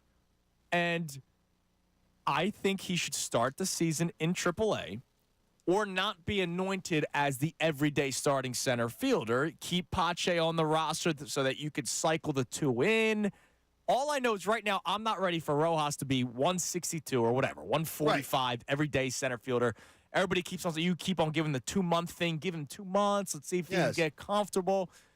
And all I'm saying is, yes, elite defender. Yes, elite base runner. But if he is hitting 150 through the first 2 months of the season, I know, what's the record? If he's hitting 150 through the first 2 months of the season, and if there are games that are lost because maybe he comes up small at the plate at times, I know how Philadelphia is. There are a lot of people that are saying right now he should be the everyday center fielder. 2 weeks in the season, oh my God, we got it. What is Dombrowski doing? Trade for somebody. I mean, we wanted to trade for what the second Hoskins went down. I mean, we're trade for this guy, trade for that guy, trade for this guy, trade for that guy. Joey Votto, I remember some people. Votto, who was the guy from Colorado, the big first baseman? CJ Cron, right? Cron. I mean, people, especially when it's World Series talk, right? Like, we're not talking about a team that's fighting for 85 wins. We're talking about a team that we hope can get back to the World Series. And I think Rojas should start the season more so in AAA because I want him to get at-bats, right? I want him to bat leadoff, get 4 at-bats a game, not get pulled in situations where you need somebody coming off the bench to get a hit. And they already said, Matt Gelb, I think it was either Gelb or Zalek, he said to Bob or Tyrone this week that they reshaped his swing. They reshaped his approach at the plate. And that's led to a 60 batting average this spring. I think if he gets some more time to work on it in AAA and then eventually comes up and takes over the starting center fielder job, because it's not like Pache is Bernie Williams, right? Like, it's not like Pache's Willie Mays. He's going to be a placeholder until Rojas comes up. And you guys are both let him play, and that's nice. It's I am. It's a trophy society nowadays. Everybody gets a chance. So Tyrone Johnson responded to my opinion on the show yesterday. And this is when I find out if I really can trust the two guys I work with. Quote, Rojas must be the opening day center fielder. I have been on board with our new morning show, but I'm declaring now that Andrew Salciunas is my enemy. Did he say enemy of the state? I mean, he's making it. He just went straight up enemy. All right. And I have now told him that I am barricading the studio. He has to do his show from XTU or one of our other sister stations because this studio is now off limits. If he's an enemy now, and I got how many hours till 2 o'clock to set up shop here to barricade the studio? You're making this into a bunker, is what you're saying. Yeah, he's not allowed in here. Well, I mean, I'm barricading the studio. I have to protect my land. What I would say to you is that Ty and you are both known for very strong opinions. Yes. And Ty's a bright guy. He's a bright guy because he agrees with you. Well, no, That's why he's a bright guy. I would just say to you, I'm very shocked at this with you. I really am. Because I know, I'm telling you things. There are, I respect Salciunas, the baseball guy, a lot. Yes. A lot. The football guy, it goes in and out, like flickers. But the baseball guy, a lot. Why? Because I don't value Kirk Cousins. I'm looking at Mr. One playoff win, 95 years old. I'm looking at it and saying, I'm surprised in 162. I have heard you say it over and over. It's a marathon. It's there's no reason why you are not giving him the opportunity to get in there and see what you've got. Because last year when you gave him 150 at-bats, he bat 302. And then what happens? You get tape on him, and then he fell apart in the playoffs. So far this spring, as they're reshaping him, they're trying to rework his swing. Right. I'm not saying start him in AAA. He sucks. He's never going to make it to the big leagues. I just want him to work on a swing, and I'd rather him work on a swing not in a season where I'm having World Series expectations. You heard it in one of the interviews with the best show ever. Greg Long wants to work with him here on a daily basis. I got you. And I guarantee he's not going to turn into a home run hitter. Baseball guy Andrew Salciunas would be laughed out of the room by Wheeler, Nola, Suarez, and any other pitcher on the staff. They would say, give this guy his opportunity. Here's the thing. And I'll talk to you guys in 2 months. And trust me, I want to be on your side with this because the best show ever has been coming after me a little bit, too. So part of me is pro-barricade. But I can't be in there because of Johan Rojas. It's not just his swing. Let me ask you, what would give you more confidence? If the team that had you playing in the NLCS last year said you're going to AAA to work on stuff, or the team that had you in the NLCS last year, regardless of his performance, says, we trust you to figure it out at the major league level. I think confidence is a huge thing, and if you send him to AAA, I think that does worse for his confidence than you saying we're giving you time to figure it out. And then if he hits 150, how's his confidence? Better than if you tell him we don't believe you. I'm more confident because I'm struggling? Yes, I'd be more confident. Just talking personally, I'd be more confident if someone believed in me and I failed than someone didn't believe in me and I succeeded. Here's a number for you. What happens if they send him down? 2 months from now, how's that for your confidence? Well, here's a number for you, too. It took 3 times as many at-bats as Rojas has right now for Mike Schmidt to break 200. Okay. I'm talking Mike Schmidt. No, I'm saying Hall of Famer. Okay. But you would have never given him the time to be a Hall of Famer. No, I would have You would have sent him down. I would have sent him down to work on a swing. And they gave him the opportunity 3 times as many at bats. I'm sorry. And it took him to get until he ever got over 200. Was there a competition at third base back in 1970? Where's the competition here? Are you talking about Christian Pache's the competition? You have a guy that can be a placeholder. I'm not saying Pache's Willie Mays. I'm saying he's a placeholder for 2 months, a month. It could be 2 weeks. Rojas could hit 350 in AAA to start. There's nothing, and I don't know how many Major League Baseball players have told me this. There is nothing comparable about 100 bats in AAA and 100 bats at the Major League Obviously level. It's not comparable at all. It's like the AAA has become where you put guys who are hanging on to the end and guys that are up and coming that you send them down for a few days because they have an option. Because AA is now is now the AAA. So I mean, and you said maybe send him to AA. Yeah, that's a little different. They're going to let him play every day and lead off hitter, 4 at bats, 5 at bats a game. I want him in the lineup. I do, but I will also say though, if the best show ever once war, we'll be. I mean, we can also work on this. Yeah, but how am I supposed to know that you're not going to stab me in the back and then let them come over? Not Rojas. By the way, I'd watch Jen too because she'd probably be crafty. Jen would probably be the one like the Trojan horse. You'd think, oh, sweet Jen's coming over. No, not sweet Jen. Have you heard her bar story? Oh, no. Oh, I'll let her tell you. Did she break a glass and cut somebody? No, she straight up punched a dude, knocked him out. Oh, good. She's told the story. Okay, I like that. All right. And Ricky, I mean, I'm standing right behind you, Connor. If Ricky comes after us, I will have your back. I'll be right behind him. Here's the beauty of all of this, and this is why I freaking love Philadelphia sports, that we are debating this so much for a 9-hole hitter. We did it about Maikel Franco. We did it about a backup quarterback just minutes. Yes, we did. Minutes after they signed Saquon Barkley. Now, we have a couple of minutes. Are the war drums playing? Are they getting louder? Are they getting closer? Is my enemy on the line from the best show ever, Tyrone Johnson? Hello, John Kincade. You're a gentleman. Hello, enemy. Hello. Hello. Welcome in. Hello, Welcome in, Tyrone. Mr. J. Andrew, what's going on here? What is wrong with you? Are you okay? Now, you got this brand new show. I've been loving the show, except for your part. And I'm just trying to do it for clicks, Tyrone. Come on, you know that. That's the part of the business. I'm trying to understand seriously why you feel this way. And you know why I'm worried? Are you letting all these big-time superstars off the hook?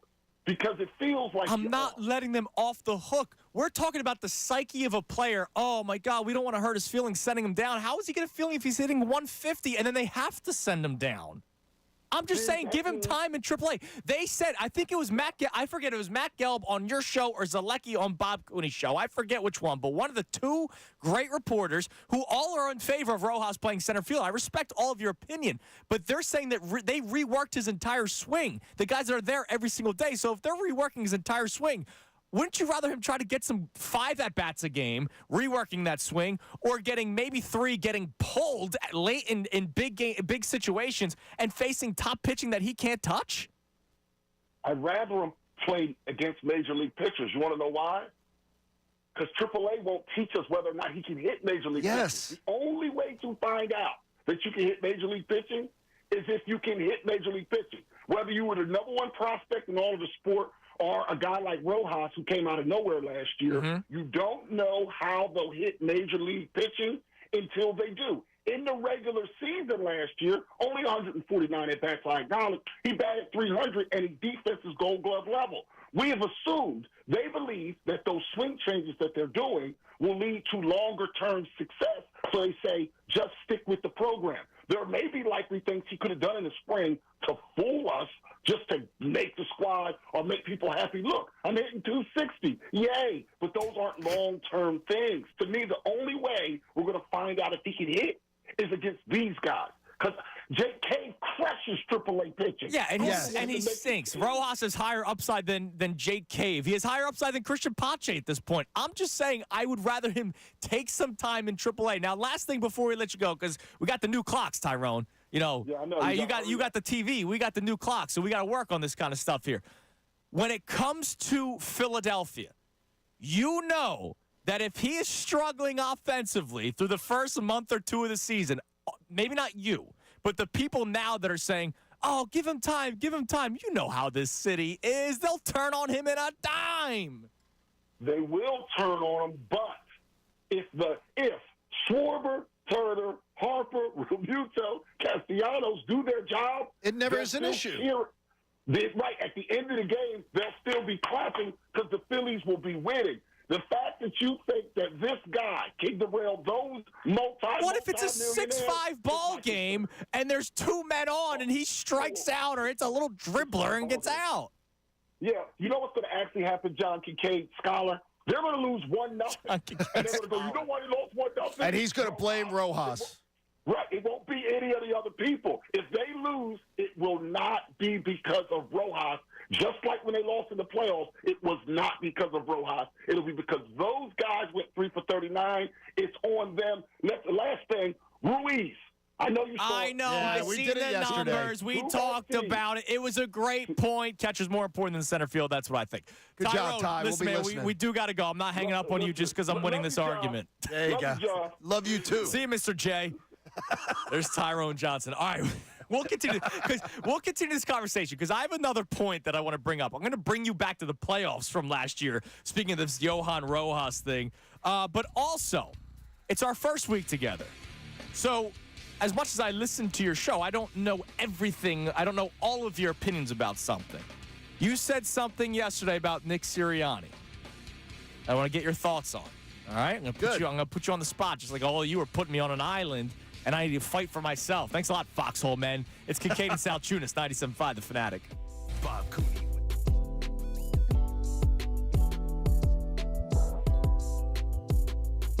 Would Connor have won last year if you were there? No shot at all. Just my presence alone would have gotten in his head. No shot he would have won. Are you worried that the year off will make you a bit rusty? No, I'm never rusty. I was born ready for this competition. Is Connor actually your biggest competition, or is there anyone else you're worried about? That's the biggest joke I've ever heard, Dylan. He's not even close to my biggest competition. He'll be the first one out for the Fanatic people, just like he was 2 years ago when I was in it. Not worried at all. You've seen what Tom has to say. What's your response? Yeah, I'm kind of upset that the guy that I worked with so closely would stoop so low when it comes to the pre-knockout competition talk. But I'm here for it. Listen, if we're going to fight dirty, let's fight dirty. Is Tom your biggest competition at knockout? Yeah, I'm the bigger man, I'll say. He's the defending champion from before I'm the defending champion, so I'll give him the respect to say he's my biggest competition. Okay, now there's been a lot of talk that you are the Hakeem Olajuwon of the station, he's a Michael Jordan. Do you think that's accurate? Michael Jordan won a lot. Tom's only won once, and it was way later than the most recent time that I won, so I'd say that if anyone's MJ here, he's standing in front of you.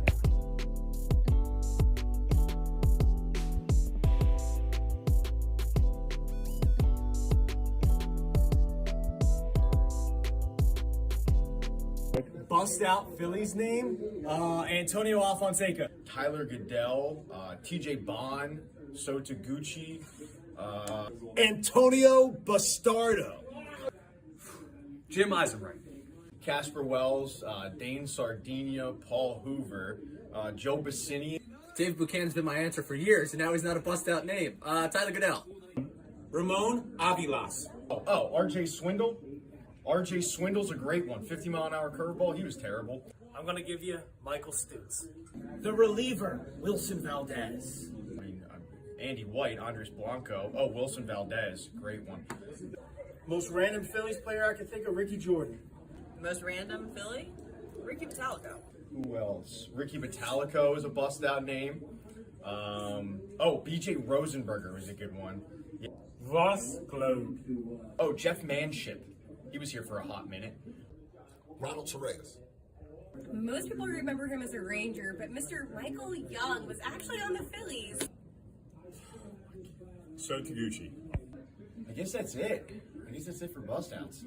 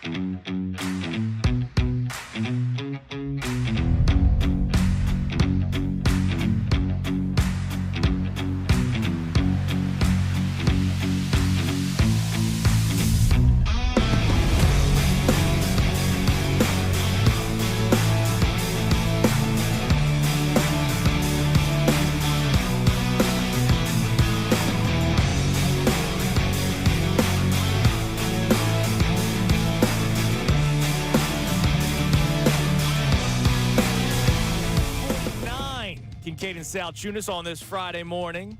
Welcome into the show, 97.5 The Fanatic.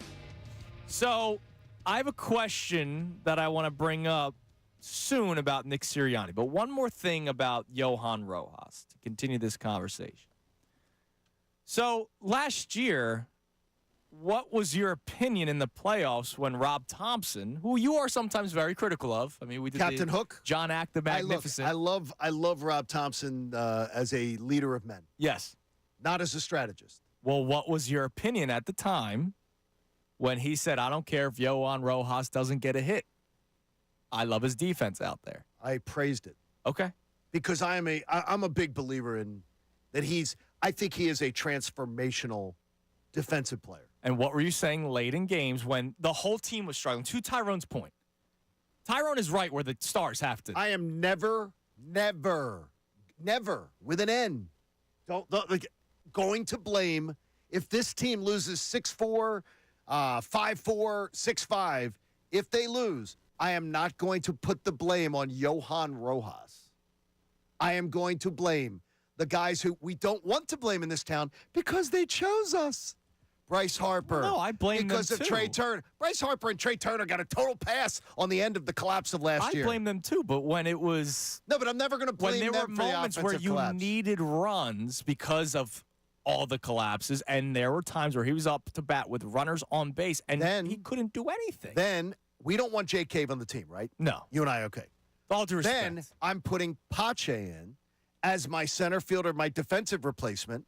even though the defense takes a slight step back, because then I'll let him bat. But now it's the 5th inning. No, I'm not doing it in the 5th inning. They did it last year at one point in the 5th inning. Pache pinch hit for That's him. because Rob Thompson does all this stuff. No, because Rojas was abysmal offensively. He had to do it. And then Pache was the only guy that had a professional at-bat that game. But he didn't have to do it with Nick Castellanos, who was having a worse series. You're who was having a far worse series. You're right. So, I mean, but he didn't do it for him. There's no rhyme or reason to what Rob Thompson does. There's no rhyme or reason. You would agree that there's more upside for Castellanos to launch one than Rojas to get a hit. I will tell you that I think Castellanos looked more lost in the NLCS. Well, he did. His helmet flew off every time he swung. It was terrible. Which tells me he's pulling his head out. I applaud him for the fact that you're not even in the NLCS if he didn't kick ass against the Braves. So I don't know. I don't know with Castellanos where it goes. Oh, just it plummeted. It was crazy. No, but it just comes and goes. Yeah, he's streaky. He's streaky. Yeah, so is Hoskins. Streaky's a whole nother. No, he's a whole streaky. nother That animal. happens with baseball players. It was the worst performance ever in a playoff series. But he was your best player last year. He had his name with Reggie Jackson with like 5 homers in 3 days. I mean, it was crazy. He was the team's MVP last year, Castellanos. Not to me, but I get you. Who was the team MVP? He was a fantastic hitter. Who was the team MVP last year? Last year? Yeah. Zach Wheeler. Okay. I'll go. I'm saying regular season. No, I understand what you're saying, too, about the fact that you lost Hoskins. And you couldn't have Turner. You needed who was the right? Oh, my God, they lost Hoskins. They needed pop from the right side. We all forgot that Castellanos was a good ball player, and myself included. I was worried about year 2. That's fine. He was an all-star. He hit what? Did he finish with 30 home runs? He finished with 30. Something close to 30 home. Like, he was the team's MVP last year. I'm going to tell you that once Harper came back, so I would have to give it to Bryce, is that when he came back, everything stabilized. That was late. Well, it wasn't late. It was the second week of June, wasn't it? Yeah, but they had to get to the second week of June. Nick Castellanos was the team MVP last year. I don't look at it this way. Like, I look at Memorial Day. I have a thing about standings. One of my little rules. I do not look at baseball standings to Memorial Day. Okay. Like, I don't care about if my team is 5 games out, 4 games out. Unless your team starts off really slow, which is what the Phillies have done the last 2 years. And they have. But I'm going to not worry about it. Like, I'm not going to worry about my team. If I think they're good, I'm going to believe that they could cook. Can they be a playoff team? The Phillies should be a playoff team. If 6 teams are going to the playoffs, we should never have that conversation. No, the Phillies should be. I don't think we even are having the conversation. No, and we never they're would. in the playoffs. Yes, we're there. Michelle on Twitter says yes to having Rojas in the lineup. He's the future flying Hawaiian. I don't think that will ever happen. No, he's not Hawaiian. Victorino was hitting close to 20 home runs. 2 or 3 Gold Gloves. Victorino. 3, 4, because he had one with Boston. Oh, he had one with Boston. So I mean, Rojas can have Gold Gloves, but like Victorino was actually a good. He was hitting close to. We don't know what Rojas is going to be as a hitter. We don't know. We did not know. Carlos but Ruiz. We're hoping he hits 220. We would never have known that Carlos Ruiz would become the hitter that he became because they gave him time, and then he became a 250 hitter, something like that, 260. The one year he hit like close to 300. Yeah, but I mean for his career. Yes, for his career. Yes. He became because you gave him the time. Yeah. You admired the skill set, and you were patient with him. You also had no other option. Thing is, Sal Fasano. Yeah, I said. I tell you. Come on, man. That's unbelievable. Chris Coast. I know everybody was all Chris Coast Guarded up. Oh, jeez. All right. So I have a Eagles-related question. Yes. Quick segment. Coming up next, it's about Nick Serriani, and it stems off of what we played with E.J. Smith earlier about the dynamic of Serriani and Kellen Moore. And it's based off of something that you said yesterday. I need to ask you about it. Right. Also, coming up next at 8:05, today's headlines with Connor Thomas. And after today's headline, I have another headline that we have to discuss. In the world of college basketball, and it's not necessarily about a game itself, it's something that an athletic director had to say, which was ridiculous. Tell you what next. Kincade Salciunas, 97.5 The Fanatic. He's on the shelf. Dak's on the shelf. They're all there sitting on the same shelf. Nobody is elite over any one of them. I think Jalen Hurts could be. I don't disagree with you. He could be the best quarterback in the NFC. He better sure as hell prove it to me. That everything he's got at his disposal, and that we agree with. To his credit, I don't think Jalen looks for excuses. But I also want to see that Brock Purdy has got the resources at his fingertips. Anything that says, well, look at what Brock Purdy's got going for him. Jalen Hurts has got it too.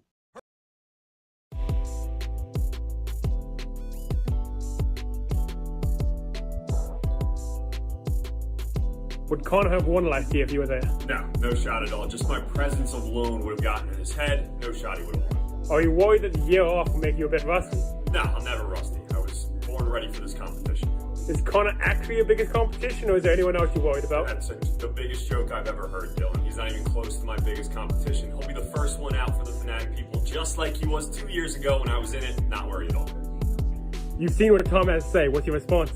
Yeah, I'm kind of upset that the guy that I worked with so closely would stoop so low when it comes to the pre-knockout competition talk. But I'm here for it. Listen, if we're going to fight dirty, let's fight dirty. Is Tom your biggest competition at knockout? Yeah, I'm the bigger man, I'll say. He's the defending champion from before I'm the defending champion, so I'll give him the respect to say he's my biggest competition. Okay, now, there's been a lot of talk that you are the Hakeem Olajuwon of the station. He's a Michael Jordan. Do you think that's accurate?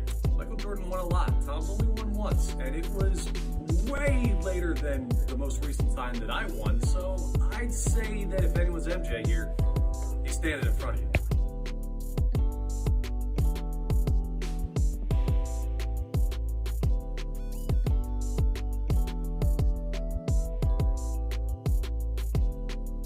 Bust out Phillies name, Antonio Alfonseca. Tyler Goodell, TJ Bond, Sota Gucci. Antonio Bastardo. Jim Eisenreich. Casper Wells, Dane Sardinia, Paul Hoover, Joe Bassini. Dave Buchanan's been my answer for years, and now he's not a bust out name. Tyler Goodell. Ramon Avilas. Oh, RJ Swindle.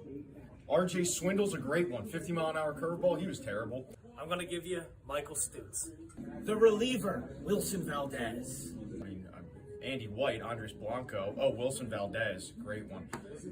Most random Phillies player I can think of, Ricky Jordan. Most random Philly? Ricky Metallico. Who else? Ricky Metallico is a bust-out name. BJ Rosenberger is a good one. Yeah. Ross Globe. Oh, Jeff Manship. He was here for a hot minute. Ronald Torreyes. Most people remember him as a Ranger, but Mr. Michael Young was actually on the Phillies. So Taguchi. I guess that's it. I guess that's it for Buzz.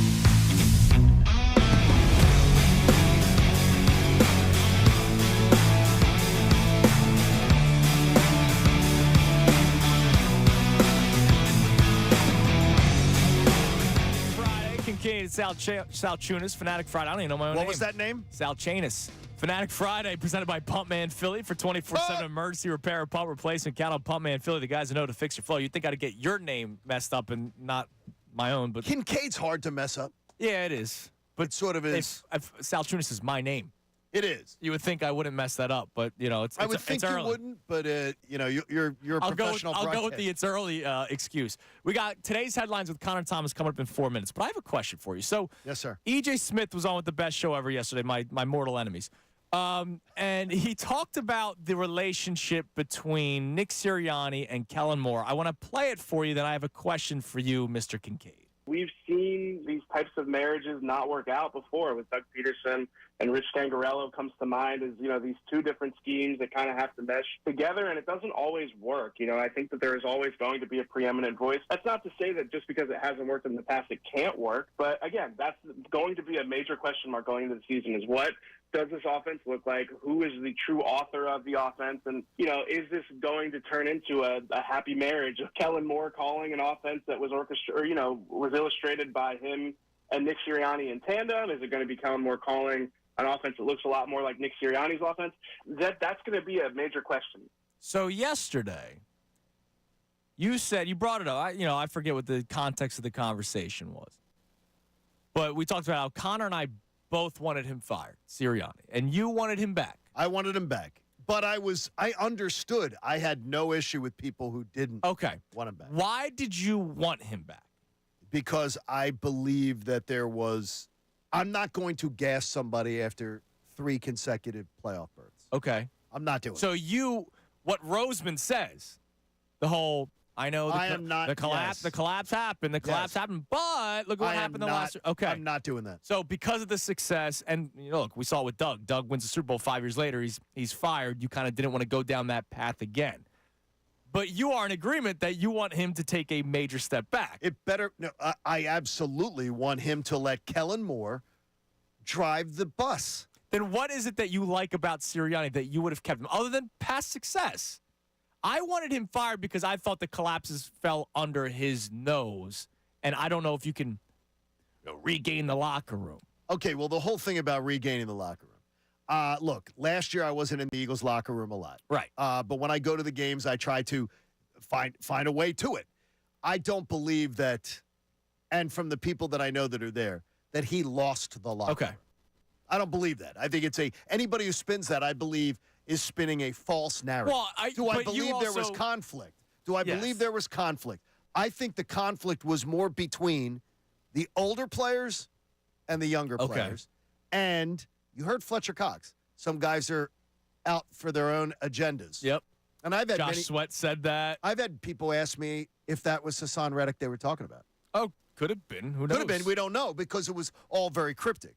So to me, I think the issues in that locker room were between older players, younger players, and between members of the coaching To which staff. Nick Sirianni was a party. Major party. The head coach, right? He is the head coach. And so if he starts struggling, you know how we played that Brian Westbrook clip from earlier in the week. He said if they start struggling, they'll look at the guy that's still here and start doubting him. It's like I didn't want to bring him back because I was worried about everything that happened. I don't know if that all of a sudden can get fixed. I think I wanted a fresher voice. But you are in agreement with me that you want him to take a major step back with the offense. I absolutely want I want him to be the CEO. The CEO. I want him to be Joe Paterno his last 15 years. I want him to be Bobby Bowden his last 15 years. I want him to be the CEO, the face of the franchise, keep everything rolling, in charge of the overall themes, but let your coordinators do their job. Okay. It's like Connor. I say behind the scenes, I say to Connor, never, and I told him, never shy away from telling me what to do while we're on the clock. When we're on the air, you're my boss. Yes. When we're on the air, you're producing this show. I'll listen to you. Now, after the show, he knows that if I disagree, I'm going to go. So does this mean Andrew wanted to be fired? Is that where we're going? I'm not going to that. Yes. Look, it was early in the week. He was a little hair trigger. But I believe John talked me off a ledge. He said it was a little early. Let people do their jobs. Okay. And then you can still have it out with them. I disagree with that totally. Right. But when someone is trying to work and you're trying to work together, let them do their jobs. Okay. See, this is the beauty of starting the new show. I get to see exactly why you wanted guys back. I knew that you wanted them back. Yeah. And I didn't know what the 3 exact straight reasoning playoff was. berths, I think would be almost ridiculous to fire somebody. Okay. 2 also. All right. It's time now for today's headlines. Connor Thomas. Fire him. Today's headlines with Connor Thomas. What do we got, Connor? All right, boys. So we're going to start with a division rival for your Philadelphia Phillies and the manager of that team. John, I know you're familiar with the Atlanta Braves and Brian Snitker, so I'm sure you saw the comments already. Yes, I did. Saying that Phillies by far the most hostile crowd and that his wife has vowed to never return to Citizens Bank Park. Saying, I don't care what you guys are doing. I'm not going back there. And Snitker also talked about how it seems that Philly fans are almost proud of the reputation and the way they act. So when you hear those comments, what does it make you feel? First of all, knowing Brian for 20-some years, I can't wait to see him next week and talk to him about him. But what I would say is I think getting their backsides beat the last couple of years in Citizens Bank Park has everybody a bit salty. Especially after he was complimentary the first time. Yes. And what I would also say is this, is that I don't think terrorizing, like if fans terrorize opposing players' wives and everything, it's completely unacceptable. But what I will say is this. In Philadelphia, we have never had a playoff game that had to be stopped for 25 to 30 minutes because of fans pelting the field with bottles. Yeah. I would suggest that everybody in the Braves organization get a mirror, look at it, and realize we didn't need our star player. We didn't need Bryce Harper to get on the microphone and say, please stop pelting the field. Every fan base has its bad moments. And Brian Snitker's family may have experienced one of those bad moments. I will tell you a story. So I went to Game 4, the closeout last year, and I sat right next to the family section. Oh, yeah, I remember this. Right, I took a photo. Like, right, pretending to cry. Like, oh, you guys are losing. So I'm saying this for radio purposes. Is Matt Olson's wife the one that's extremely attractive? She is. She's an attractive woman. Okay, like the one that like people talked about last year on the red carpet because the Braves did a red carpet before they lost, which is hilarious. Many of the Braves have very attractive wives. But I think it's a shocker. I think it was Matt Olson's wife who went like viral. I might be mistaken. Okay. The reason why I'm saying this is there was an ass, a jerk, a J.O. Okay. behind me that screamed, "Hey, which one of you is Olson's wife? I want to bring you home to my house, show you a good time." Oh, well, then that's unacceptable. But what did every Phillies fan, myself, there's a couple people that know John Brazier that also got tickets in that area. You shouted him down. Oh, we made the guy feel extremely uncomfortable to the point where he walked away. He left his seat that he probably paid big money for. Like, nobody said security grabbed this guy. But that could have been that moment where somebody heard some vile thing said, but we all ended up defending, kicking the guy out pretty much. And then I'll say this, I'm sorry, but is Philadelphia the only city that would have done something like that? No, absolutely not. Absolutely not. It's a joke. If I didn't live in that city for 25 years of my life, I would take this, sort of crying about how bad the fans are and everything. I saw bad things. I saw a fan got stabbed after an NFC title game out in the parking lot going toward MARTA. Yeah. Every fan base has idiots. Yes. Idiots. But if it's you that experiences the idiots, I do understand that passion. Yeah. But they didn't see the story of they didn't tell the story of all the Phillies fans. Right. Shouting it down. That made the guy walk away. But I also know that we didn't also pelt the field with bottles. With bottles, yeah. We don't do that here. No. We have a higher level of undering that we don't put players at risk. We didn't have to take... There's a Flyers-Caps game. That was the giveaway item. It was the wristbands. It was the Ed Snyder bracelets. It was the wristbands, right, or whatever? I think every fan base does some stupid things. Has bad moments, correct. So stop whining. And by the way, that was my buddy Steak Shapiro that was putting that out there. Stop whining, Steaky. Speaking of bad moments, it was a bad one for Kentucky fans yesterday. They fall to Oakland, and we had a March legend born. Listen to this from Jack Golke. Golke got it back. He wants another three. That one is good. Golke did it again. 10 made three-pointers. A 5-point lead for Oakland. One, did you guys catch it? And two, if you did, what are your thoughts? I was watching double screen, the Kentucky Akron game or Oakland game, and then the Flyers Canes game. I mean, this is the beauty of March. There's a guy. Did you know who he was before yesterday? Nope. Absolutely not. The only people that probably knew who he was were the students on Oakland's campus and the guys that covered the team. Probably they didn't need. Yeah, they probably don't go. Oh yeah. Except for that guy's really tall. He must be on the basketball team. Exactly. But it's amazing. That's the beauty. That's the beauty of March, and that's why I told you. And I've been saying this for a couple of years now. Higher seeds can win because of the way the 3-point shot. Now there's always been upsets, but the way the 3-point shot is now a huge part of it. If a guy catches fire, how many did he hit yesterday? 10? 10. If a guy catches fire, it can sink you. A 14 seed can win. And anytime John Calipari loses, an angel gets its wings. Exactly. It's absolutely awesome. Now, I need to explain this one after the clip plays, but this was from the guys on Kincade Salciunas earlier today. I think you're familiar with them. I just don't understand this. Oh, woe is me. Just because you got the title of captain, I think they expected him to elevate his game by it. He has not elevated his game. In fact, his game regressed. It regressed. He didn't respond to the challenge. I don't believe just because you are the captain, well, then he's anointed. You can't touch this guy. They didn't have a captain a month ago. The mistake was John Tortorella making Sean Couturier captain. Well, That's the mistake. Was it a mistake? Who else would you have named captain, or would you not have done anything? No, I wouldn't have named one. You were doing fine without one. And they were doing fine without one. Yeah. So here's kind of my whole thought process, and this is not even me saying you guys are wrong. This is me questioning something that people might want to hear, because you guys have been talking about, and John, you've been bringing up, oh, how bad could he be treated? He was just named captain.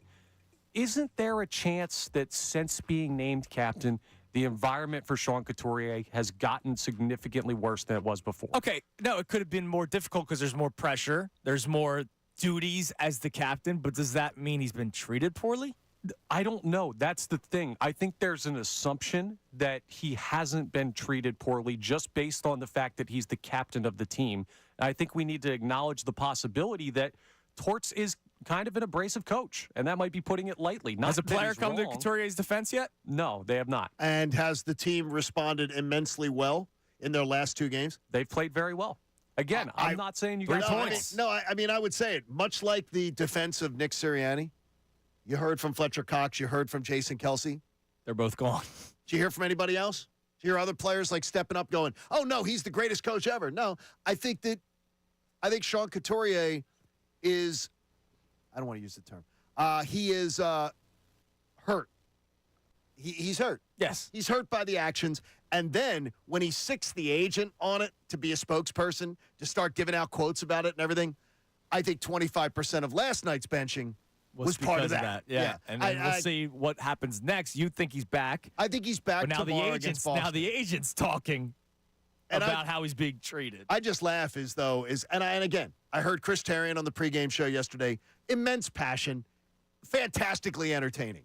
Couldn't disagree with him more. Like, it's just this, oh my gosh, I expected to hear violin music. You know the music they play in the arms of the angels when they show the dogs and the cats in the cages? Yes. That was Chris. Makes me cry every time. That was Chris Tarian talking about Sean Couturier being sat for a game. I was expecting to hear that music. Well, now 2 games, John. Oh, it's outrageous. This is unbelievable. You don't treat the captain like this. And I'll tell John Tortorella to his face. I'm like, oh my gosh. It's just the drama. Seriously. Days of our lives doesn't have Got to win, and the all-important point last night. And they're playing better. Whether it means or not, they've responded well. Right. All right, so another story that I wanted to bring up, you brought up March Madness, Connor. This is insane. So, Long Beach State beat Arizona the other day. They were the team that beat Arizona and held them to, 14 points in the first half or something like that, and won the play-in game. They beat Virginia. Virginia. They beat Virginia. They played Arizona yesterday. Yes. So they lost to the Arizona Wildcats 85-65. There's no really story to that. But the head coach of Long Beach State was told that he was getting fired. Before the conference tournament. Yes. He got told he's being fired. But he stayed. Finished out his job, which I guess credited him for doing that. Yeah. Great admire. So he wants to, and he's working with kids, let's face it, like college kids. I know you're an adult, but let's face it, that's still very young in anybody's life, 18 to 22. But important to note, he was not walking out the door with a golden parachute of money where like they had to pay him a big settlement. His contract was done at the end of this year, and they fired him. Yeah, and they fired him. So he's done at the end of April. He has, as they say, no benefits, no nothing, anything. So here's the reason why this story's crazy. Bobby Smitherin is the athletic director at Long Beach State. He says to the Associated Press, quote, "My belief and hope is that by doing what I did and the timing of it, they would play inspired." And that's what they did. That's terrible. I'm not trying to pat myself on the back, but it worked. Man, that's horrible. So the athletic director of Long Beach State is taking credit for them getting to the NCAA tournament by firing the coach, and the coach, by the way, staying. That man's a turd. Do you think he is a the turd. players played for the athletic director or for their head coach? For their head coach. And that's terrible. Imagine trying to take credit for it. That's an amazing quote.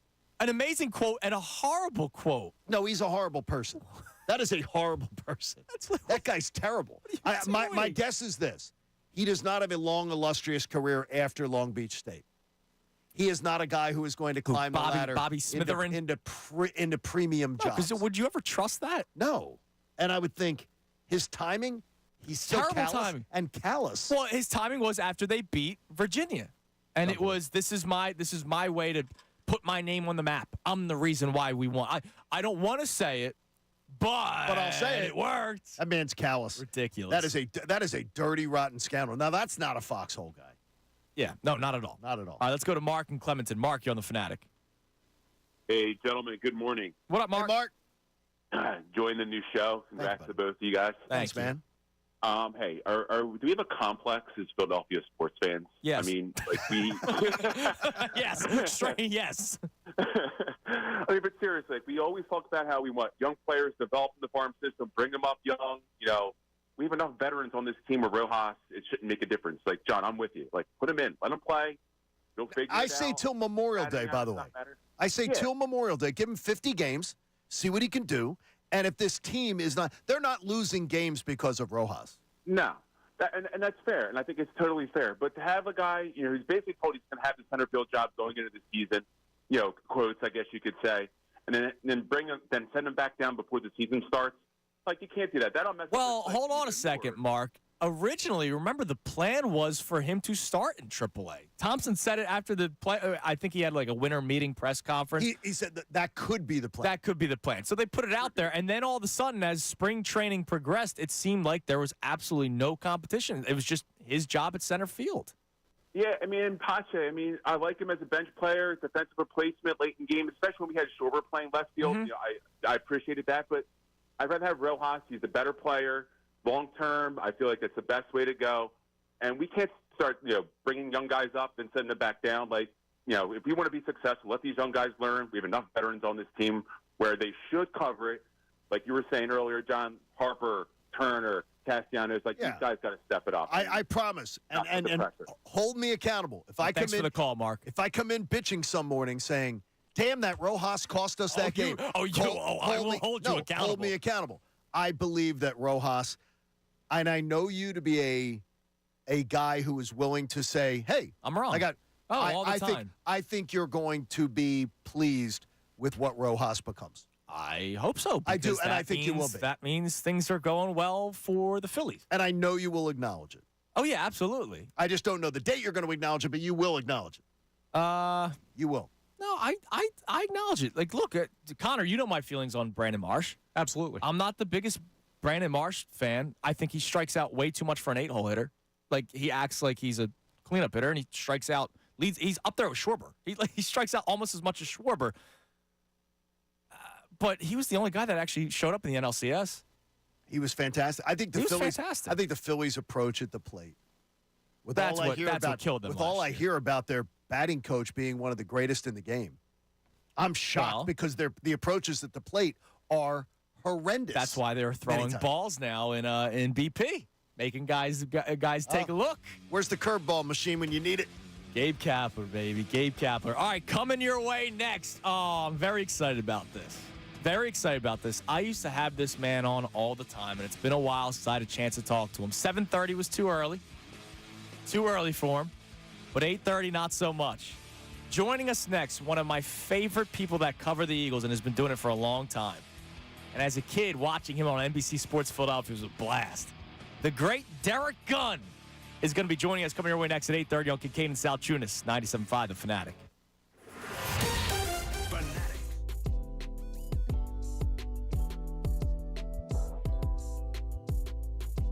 No, it's not my typical, I know. But I went with a salad. Did you make it? Yeah, I made it. Some farmer's cheese, hard-boiled eggs, cucumber, roasted red peppers, which I love.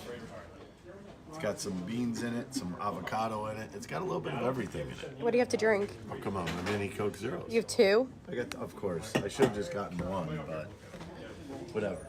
I remember going to a Phillies playoff game. My dad took me, and they lost, and it was a real disappointing loss. So we're getting ready to leave, and my dad didn't drive, so of course we had to do a subway to a cab to a high-speed line to another cab, just crazy. But we go to the bathroom before we leave, and I'm a young kid. I'm like not even 10 or something like that. There's this drunk guy in the stall next to me, and my dad's standing next to me. So, I'm kind of embarrassed to be in the bathroom with my dad in the first place.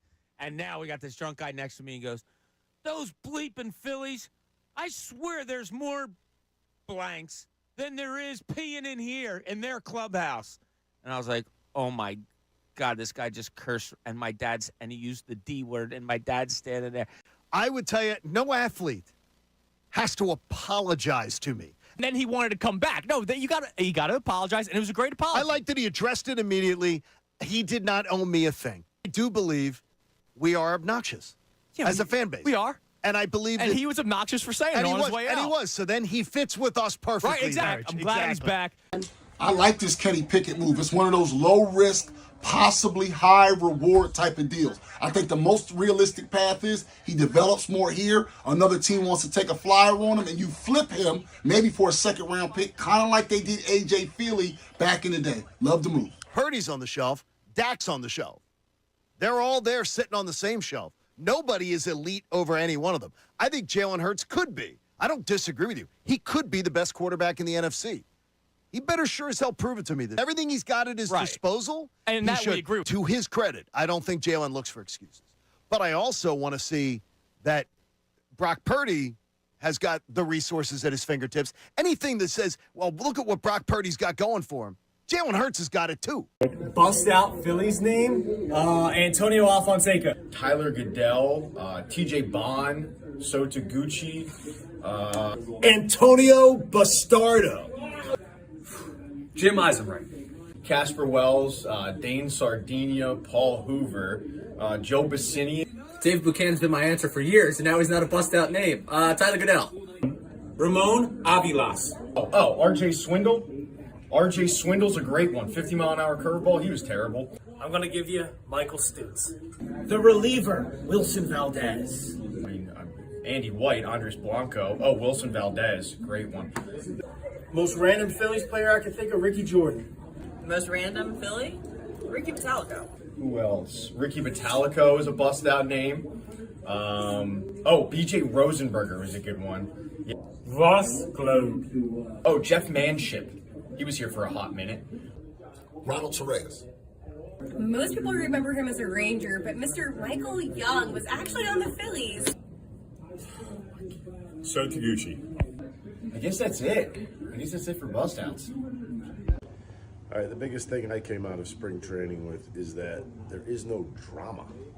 I mean, you think about the Phillies, there's not a lot of spots open on that team. But the main thing is that they're ready to go for opening day. No drama is the best sight that you could have from any team in Major League Baseball when you're leaving spring. They already have it, and there's weeks to go. Listen, you want Dollar Dog Night to come back, stop throwing them. In fact, what about the people that work here? I'm going to make accusations right now. John Wilkes Booth throws hot dogs. Ray throws hot dogs. Connor throws hot dogs. Haley throws hot dogs. Stop throwing them, and you get Dollar Dog Night back. Who's John Wilkes Booth? John Wilkes Booth, Josh. He's down there. Looks just like John Wilkes Booth. He is a descendant. I never been to look around. Reaction to Saquon Barkley? Good job, Howie. Cool. Now he just has to outperform DeAndre Swift. Got to get 1,300 rushing yards, 1,200, 1,300, maybe about 500 receiving yards. But here's the best thing about it. It's a kiss move. Keep it simple, stupid. This guy stays on the field almost all the time.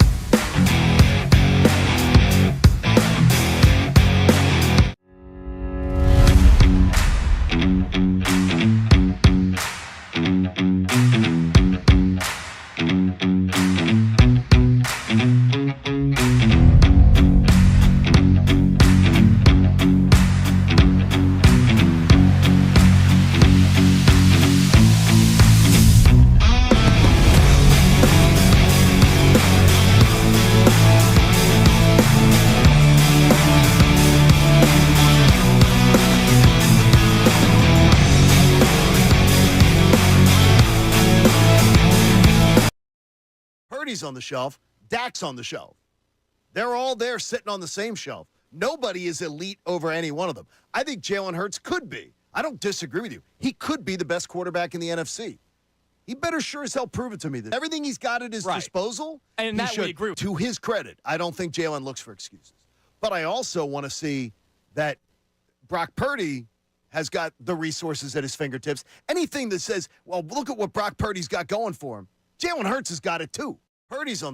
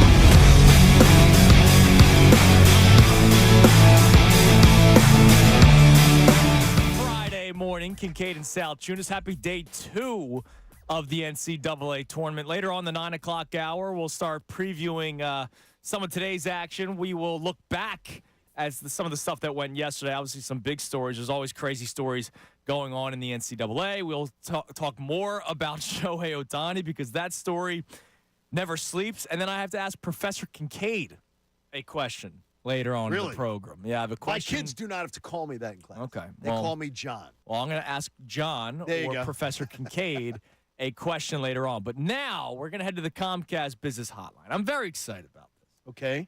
Used to have this man on all the time, but he got too big for me. But we go to the Comcast Business Hotline every day, and business is a big day. And I appreciate him getting up so bright and early for us today. Good morning, sunshine. Derek Gunn, how you doing? Hey, look, you guys interrupted my beauty speak, but for you, you're the best. You're the best. Thanks for coming on today, man. I appreciate it. I miss you. It's great hearing your voice. I would love to get some of your thoughts on the Birds. I know the offseason is still young. We're still 6 months away from the season. But, Gunnar, what do you think so far the Eagles have done? The additions of Saquon Barkley and Chauncey Gardner-Johnson and Bryce Huff. Would love to get your thoughts on those three players. You know what? I'm not. Wow, we're losing you. No. We're going to put him on hold, get that cleared up. We're going to try to get his line clear. See, he's still early. It's still a little early. It's still too early for D. Gunn. But, yeah, I mean, I want to get his thoughts on those three big-name players that the Eagles have acquired so far, because those three players are the guys that, look, you're losing Hassan Reddick, we all think. You're relying on a resurgence of Josh Sweat, so that means Bryce Huff has to be an impactful player for you this year. Chauncey Gardner-Johnson, him just being back here already saves your safety room. Because last year was abysmal. Well, he just takes it to you feel much more comfortable. You feel much more comfortable, and they relied on an undrafted free agent playing in his second year in the NFL, and then a rotation of guys that they couldn't figure out would be the other starter until basically week one when they got Terrell Edmonds. And I know they threw out the competitive advantage thing, like Serriani likes to say that. No, all those guys were not good. And Sidney Brown was still too young. Like, Sidney Brown was not ready. He wasn't ready week one. Right, and he won't be ready week one this year. Not until Thanksgiving. Right, because of year, the injury. So Chauncey Gardner-Johnson comes out here, and you go, all right, that's a big addition to the safety room that they needed. And then, you move on from there. Saquon Barkley comes in here and helps an offense that's already loaded with talent. But you could see how teams didn't really value or respect the run game for the Eagles last year. They didn't. Understandably so. I mean, DeAndre Swift was a nice piece, ran for over 1,000 yards, had his career year. But when Kenneth Gainwell was out there on the field on third downs, I mean, I don't think teams respected what Kenneth Gainwell could do against them. I don't think they were respecting that. So when we get D. Gunn back, we'd love to get his thoughts on those additions of those players. But then also we're going to get into this Kellen Moore and Nick Sirianni thing, because it's going to be interesting how they handle things. Nick Sirianni loves having his handprints on the offense. And as you said, and as I agree with you, I think part of the reason why he's back here is because he said, yes, sir, to Howie Roseman and Jeffrey Lurie. And we're going to make the moves, and he may be back because of the fact that he may have been the one to say, okay, I'll take the bullet for Sean Desai being fired during the year, demoted. Whereas that could have been a Howie move. I think that was a Howie move. And Nick took the full brunt of it. Yeah, and continues to, because it was that was asked a couple of times now. And that may be something where, hey, look, I'm willing to be a team player here. I'll take the bullet. Yeah. All right. Looks like we're having some issues with getting D Gunn back on, so we'll try to figure that out. Just want to let you know one more time about Knockout as we get closer. We're 5 days away. Five days away from Knockout, March 27th. Love, it's awesome. I remember when Knockout was starting during the process days. I've been here for every single Knockout. So I remember when the Knockout days first started. I have a story that I have to tell you. But Knockout coming your way March 27th, next Wednesday, when they take on the Clippers. So James Harden's return. After the game, you'll head to the court to battle your favorite Fanatic hosts in Knockout. Visit 975thefanatic.com for complete details and another chance to win. Presented by Ferguson HVAC, your Delaware Valley Train Heating and Air Conditioning distributor. Visit train.com to find a dealer near you. So this was probably the first or second Knockout. I won't say Was this the autographed basketball one? Whenever the winner got an autographed basketball? No, I don't remember what the winner was. I just remember my interaction with somebody that was a part of the team, a higher up with the Sixers. And remember, this is 10-win Sixers, right? Yes. And I'm talking to this guy who's in basketball gear. He's not wearing a suit and tie. So I did not know, and I was very young here, so sure. I didn't know presidents and you didn't know CEOs the pecking orders. And, I didn't know those people, right? That wasn't my forte just yet. So we're watching the knockout tournament, me and this guy. And I go, man, I feel like some of these players could play on the Sixers right now. Oh, no. To which he responded with, yeah, you're probably right. And I'm like, seriously, I mean, like, look, I'm in favor of the process. Like, I think this is good for the team, but it's just such a bad product. And I'm watching guys out here that literally could probably play on this Sixers team. He goes, yeah, you're right. You know, there's some shooters out there, blah, blah, blah. Oh, no. Somebody that worked at the station eventually went up to said person and introduced himself to said person. Oh, no. And when I heard them say that guy's name, I was like, now, fortunately for me, I was still so young He here. didn't know who he you had were. no idea who I was. Why were you not playing in knockout? No, I was playing. It's a long line. Oh, okay. So we were just chit-chatting. Well, was he in the line? He was yes, playing too? he participated okay. in knockout. Oh, okay. So I think he didn't know, right? He didn't know who I was, and I didn't know who he was because he wasn't dressed up in. Right, exactly. He was just in his workout attire. It wasn't even like Sixers gear. It was just what you would wear to the gym. That's incredible. And I have that conversation with him, and he's like, yeah, and he agreed with me. That's an uncomfortable one. Yeah, and then when I found out who he was, yeah, that's a little uncomfortable. I think I allowed myself to get knocked out and quickly. Because you just wanted to exit the situation? Yeah. Very much so. Yeah, so here's what we'll do. As we get closer and closer to knockout, we did caller 5, we did caller 7. How about we go caller 3? Because we were talking about Iverson before the show today for different reasons. Yes. So call number 3 to the contest line, 215-263-0975. We'll win a pair of tickets. Very cushy picture of Iverson. Yes. Very cushy picture. We'll win a pair of tickets to the Sixers game against the Clippers and also the spot in knockout for next Wednesday, March 27th. The number 215-263-0975, caller number 3. So it looks like we're having some issues with D Gunn. Hopefully we can connect with him at some point because here's what we still got coming up on the show. Kevin Negandhi, Temple made, Temple proud.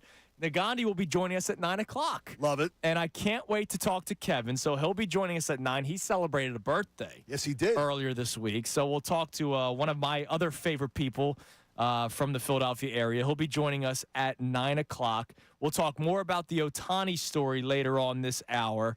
And I got to ask, I'll just ask the question now for Professor Kincade. How about that? Sure. Why don't you do that? I was going to bring it up when we reacted to the tournament. But I'll ask you now. I, as a student at Temple, got in trouble. Shocker. My freshman year. What'd you do? I skipped class on day 1 of the tournament. You got in trouble for skipping a class? Yes. Oh, because it was like, I know if you're not here tomorrow, it's because of this. Okay, that's absurd. You don't know that. And I got docked. Not a whole letter grade, but you know, my C+ went down to a C. Really? That's preposterous. Now, would Professor Kincade allow to? Now, your classes are what, Wednesday nights? Wednesday nights, 5. So you don't run into that issue. Correct. On the tournament day. Well, we did run into Valentine's Day this year. That's a fake holiday. Well, it was Valentine's Day, and I said I told them from the beginning we have class. Well, yeah, you can't skip go class do Valentine's for Valentine's Day. Day. Do Valentine's Day Saturday, do Valentine's Day the following Saturday. You can't skip class for Valentine's Day, but would you waive off class, or would you say class is available for those who want to come? No, I would not waive off class. But if I would not dock somebody for it. But what I would say is this, is that like the women's basketball team at Temple was actually generating a ton of buzz on campus this year. Yes. There was a game that was starting at 7:30. Our class runs 5:30 to 8. Yeah. I've never had my kids in class later than 7:35. That night, I made sure, knowing a bunch of my students, I think 6 or 7 Well, of them. because you're doing a sports. Well, it's talk radio. It's talk radio. But it still is. There's a lot of the sports guys. Yes. I made sure that my class was out so they could walk across the street and be there for Dollar Dog Night and I gave them cash to go get Dollar Dog. Oh, did you really? Yes. Oh man, where were you when I was? I made sure you're in Atlanta. I was only buying a couple $1 dogs for each guy. Dude, $1's huge. That was good. It was good. They went. They had a good time. Oh, that's awesome. That was good. No. I think that's ridiculous for a professor to do that. Oh, Absolutely. I got that's in absurd. trouble. That's absurd. You don't know that I'm not sick. You don't know that I'm not sick. You don't know. Now that I know your 5:30 class. You're only allowed to miss one. Yes. No. You are for an excused absence. Yes. So you can if you do have something come up, you can miss one. Yeah. Start missing multiple. Then no, I count more of your grades. Oh, okay. You have to count more of your assignments towards your final grade. I let you count less assignments if you're a person who attends and participates. But Professor Kincade would let the kids skip for a day of the tournament. If they said they were skipping, sure. Now, they're not skipping again. Yeah, of course. No, but that'd be absolutely fine. All right, so we got some Derek Gunn phone issues. Let's see if we can get him next segment. Well, we'll try. If not, 9:30. We'll try to find a way to get D Gunn back on the line. Kevin Negandhi is going to be joining us coming your way at 9 o'clock. Coming up next, I have more questions about this Ohtani thing because I can't freaking get enough of it. It is a great story. More questions on Shohei Ohtani. We'll get to that next. It is Kincade Salciunas right here on 97.5 The Fanatic. Bob Cooney with 76ers head coach Nick Nurse. You have to stay in the moment, especially with this group. What's going on? Yeah, 100%.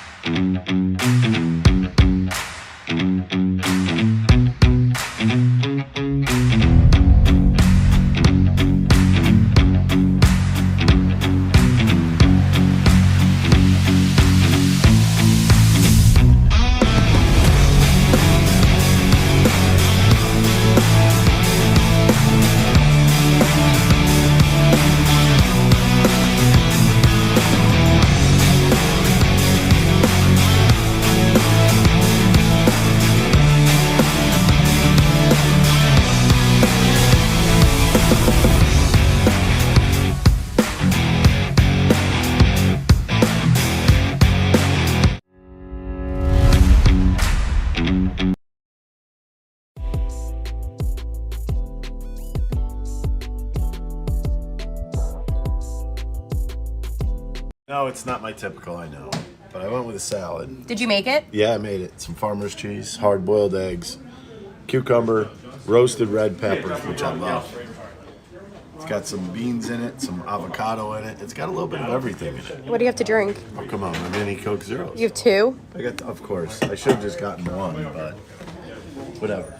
I remember going to a Phillies playoff game. My dad took me, and they lost, and it was a real disappointing loss. So we're getting ready to leave, and my dad didn't drive, so of course we had to do a subway to a cab to a high-speed line to another cab, just crazy. But we go to the bathroom before we leave, and I'm a young kid. I'm like not even 10 or something like that. There's this drunk guy in the stall next to me, and my dad's standing next to me. So, I'm kind of embarrassed to be in the bathroom with my dad in the first place. And now we got this drunk guy next to me and goes, "Those bleeping Phillies, I swear there's more blanks than there is peeing in here in their clubhouse." And I was like, oh my God, this guy just cursed. And he used the D word, and my dad's standing there. I would tell you, no athlete has to apologize to me. And then he wanted to come back. No, you got to apologize, and it was a great apology. I like that he addressed it immediately. He did not owe me a thing. I do believe we are obnoxious as a fan base. We are. And I believe that he was obnoxious for saying it on his way out. And he was. So then he fits with us perfectly. Right, exactly. I'm glad he's back. I like this Kenny Pickett move. It's one of those low-risk, possibly high-reward type of deals. I think the most realistic path is he develops more here. Another team wants to take a flyer on and him, maybe for a second-round pick, kind of like they did A.J. Feely back in the day. Love the move. Purdy's on the shelf. Dak's on the shelf. They're all there sitting on the same shelf. Nobody is elite over any one of them. I think Jalen Hurts could be. I don't disagree with you. He could be the best quarterback in the NFC. He better sure as hell prove it to me that everything he's got at his disposal, and that we agree with. To his credit, I don't think Jalen looks for excuses.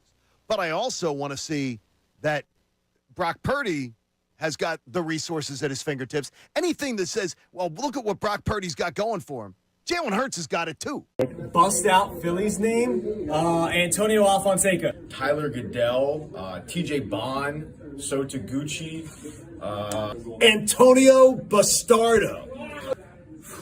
Jim Eisenreich. Casper Wells, Dane Sardinia, Paul Hoover, Joe Bassini. Dave Buchanan's been my answer for years, and now he's not a bust-out name. Tyler Goodell. Ramon Avilas. Oh, RJ Swindle. RJ Swindle's a great one. 50-mile-an-hour curveball. He was terrible. I'm going to give you Michael Stutz. The reliever, Wilson Valdez. Andy White, Andres Blanco. Oh, Wilson Valdez. Great one. Most random Phillies player I can think of, Ricky Jordan. Most random Philly? Ricky Metallico. Who else? Ricky Metallico is a bust-out name. BJ Rosenberger is a good one. Yeah. Ross Globe. Oh, Jeff Manship. He was here for a hot minute. Ronald Torres. Most people remember him as a Ranger, but Mr. Michael Young was actually on the Phillies. So Taguchi. I guess that's it. For bust-outs. All right, the biggest thing I came out of spring training with is that there is no drama. I mean, you think about the Phillies, there's not a lot of spots open on that team. But the main thing is that they're ready to go for opening day. No drama is the best sight that you could have from any team in Major League Baseball when you're leaving spring. They already have it, and there's weeks to go. Listen, you want Dollar Dog Night to come back, stop throwing them. In fact, what about the people that work here? I'm going to make accusations right now. John Wilkes Booth throws hot dogs. Ray throws hot dogs. Connor throws hot dogs. Haley throws hot dogs. Stop throwing them, and you get Dollar Dog Night back. Who's John Wilkes Booth? John Wilkes Booth, Josh. He's down there. Looks just like John Wilkes Booth. He is a descendant. Kincade Salciunas, 97.5 The Fanatic. Coming up at 9 o'clock, we'll be joined by Kevin Negandhi, who I love. Can't wait to talk to Kevin. I like him a lot. You like him a lot? No, I do. You won't go. I love him you too. won't go LOVE. No, we've had a long-standing friendship. Really, a huge fan of Kevin. Yeah, he's a great dude and a great sportsman. He knows everything. When I was in Bristol working at the network, if I was up there for the weekends, because I'd be up there Friday, Saturday, Sunday. Right. A couple times, Kevin came over and we had lunch and had, that's cool. and had a little cocktail.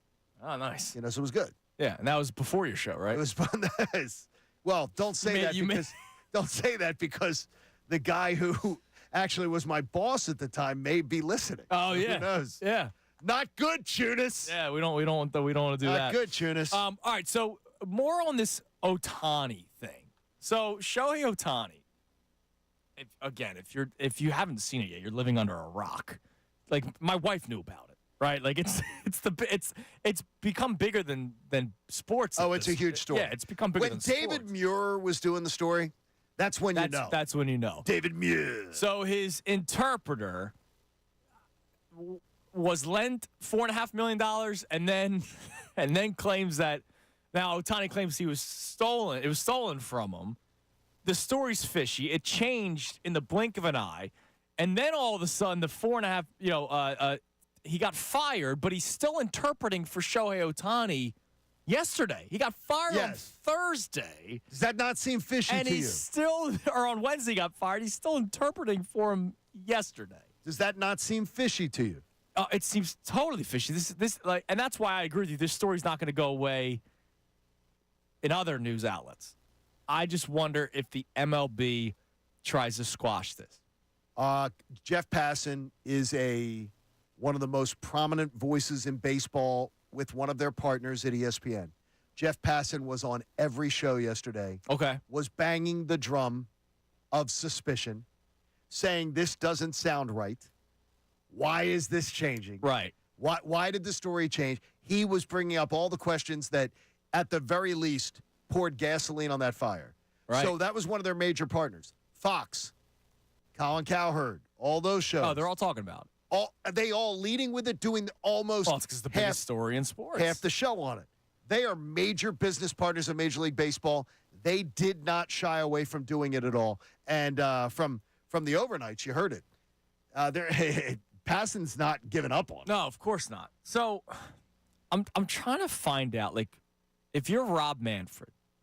So obviously, if he's found guilty of gambling on baseball, he's fired. Or he's banned for life. He better be banned for life. He's banned for life if he's gambling on baseball. If it's just that he's gambling, that's on international soccer or something. Then whatever. It literally doesn't matter, right? I don't think there's rules. In the NFL, you can't bet on team facilities, but you're allowed to bet on other sports at your own house. Like that's what happened to. I think it was Jameson Williams didn't bet on the in the NFL. He bet on a college football game, but at the Lions facility, which that's why he got suspended. And that's what also, I think Isaiah Rodgers, same thing. Yes, but it wasn't on the NFL. No, it wasn't on the Colts. It wasn't any of that kind of stuff. If Ohtani's just gambling, then it's no big deal. But it's the federal implications of this. Like he could go to prison. Yes, he could. And by the way, if he wire transferred $500,000 twice to underworld figures, he deserves to go to federal prison. He deserves to go. Let me ask you because guys you this. and I would go. If it's Connor Thomas, if it's me, if it's blink of an Judith, eye. we would all go, and they would have us in shackles. I'm a pretty good baseball player, so I might be okay. But oh, please. Does this make you feel weird about the amount of deferred money in the contract? What, explain more. Oh, because of his. Go ahead. Pushed back all the money to like way later. Yeah. That was super weird for the. He starts being paid. It's the Bobby Bonilla contract on steroids. He gets paid $38 million starting in 2034. Do you think about that and wonder if they saw this coming and this has been going on? No, this was his decision. This was his decision. I understand. I'm saying, like, did he decide to do that to put past, like, what's going on right now? Oh, so that he could keep on getting paid. No. In case because this comes out. No, because they will be able to, if he gets kicked out of baseball, the Dodgers are out of that contract. Yeah, I think that would be They will the be case. out of the contract. It'll be void. But that's only if he's banned from baseball. For betting on baseball. If he's banned from baseball for this activity, the Dodgers aren't on the hook for that money. They'll be free and clear of that money. So now it leads to another question. And I saw, even though they're my mortal enemies now, I saw the best show ever talking about this. I always enjoy the best show ever. When it comes to the amount of gambling that's advertised, and it's not you and me doing live reads during a radio show. It's during a game. I Tom McCarthy talks about the line has changed in the third inning. Yeah, here's the update on the line. They go to the fourth inning, right? Or that's the RAV4 inning. They go to the inning, right? And you get to get. I think it's the third, and they show you where the lines change, how it's adjusted. In the hockey game, they do that. And this is in the game, which is like I know NBC Sports Philadelphia is between its own periods, entity, but it's run by Major League Baseball. The broadcast is run by Major League Baseball. Between periods of between quarters of Sixers games, between halves of Sixers games, between periods of Flyers games, they update you on Sportsbook, the official partner of the NBA. The Parks, the official winning partner of the Sixers. Right. It's more of they should almost say the Sixers fans. Right. The fans of it. Because you cannot allow this to go on. There's too much chicanery that goes on. And I say this as a Cardinal O'Hara grad, where my school, of course, brought down the NBA and forever ended the argument. Oh, you think games are fixed? Seriously? Yes. We have proof that games were fixed. Now, what the outcome of the game wasn't fixed. Point spreads were fixed. Right. The over-unders were fixed. Right. They fixed over-unders. But yes, they fixed games. Referees and bookies fixed games by adjusting the over-under number. Now, is it concerning that these gambling sites are so locked in with the leagues? Not to me, but I'm not a good example because honestly, I grew up in a. Well, because we're also not professional athletes. Yes, but I also grew up in a gambling family. Okay. With I've joked before that if my uncles would collect the betting slips, parlay card. And if I did all my chores, like put out the trash and did everything I was supposed to do, I got a parlay card every single week from first grade. Wow! And I loved it. I mean, it helped build my fandom of sports. But it was for $1. But it was a parlay card for $1. That's amazing. And that's awesome. I was raised in that. I'm not offended by it at all. No, I'm not offended by it at all either. I mean, I'm a big fan of it. But professional athletes and coaches and team officials cannot be doing that. Is there a bombshell this weekend, do you think? I don't think the story's going away. That's where I disagreed with you and Connor yesterday. Right. I do not believe this story's going away. I just wonder where we're at with this on Monday. Oh, I can't wait. When we're doing another show, show number 6, I wonder where we're going to be at with the Shohei Ohtani front. All right, coming your way next. Hopefully his phone's working. Kevin Negandhi from ESPN, Temple made, Temple proud.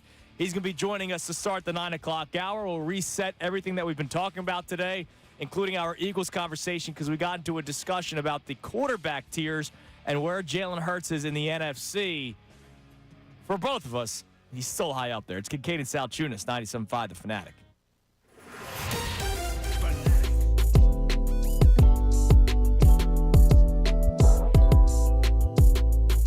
Would Connor have won last year if you were there?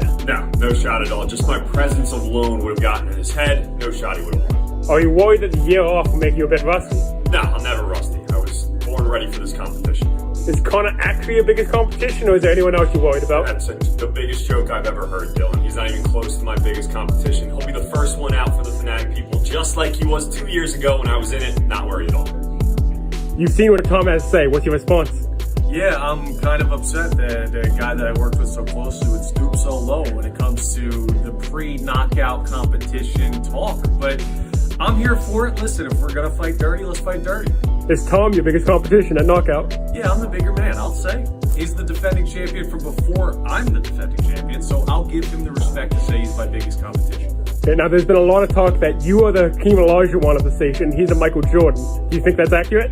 Michael Jordan won a lot. Tom's only won once, and it was way later than the most recent time that I won, so I'd say that if anyone's MJ here, he's standing in front of you.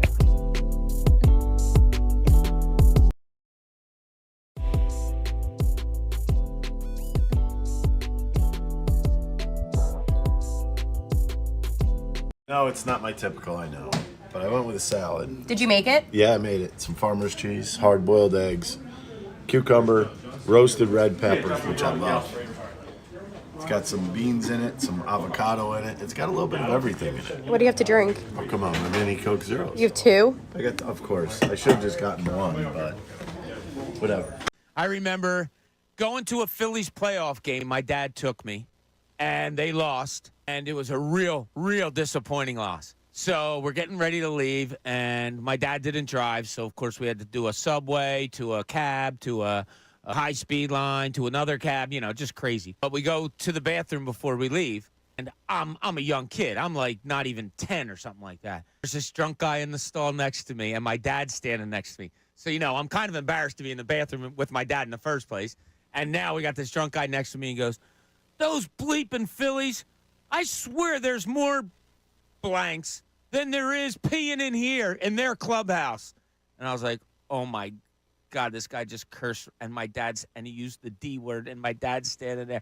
I would tell you, no athlete has to apologize to me. And then he wanted to come back. No, he got to apologize, and it was a great apology. I like that he addressed it immediately. He did not owe me a thing. I do believe we are obnoxious as a fan base. We are. And I believe and he was obnoxious for saying it on his way out. And he was. So then he fits with us perfectly. Right, exactly. I'm glad he's back.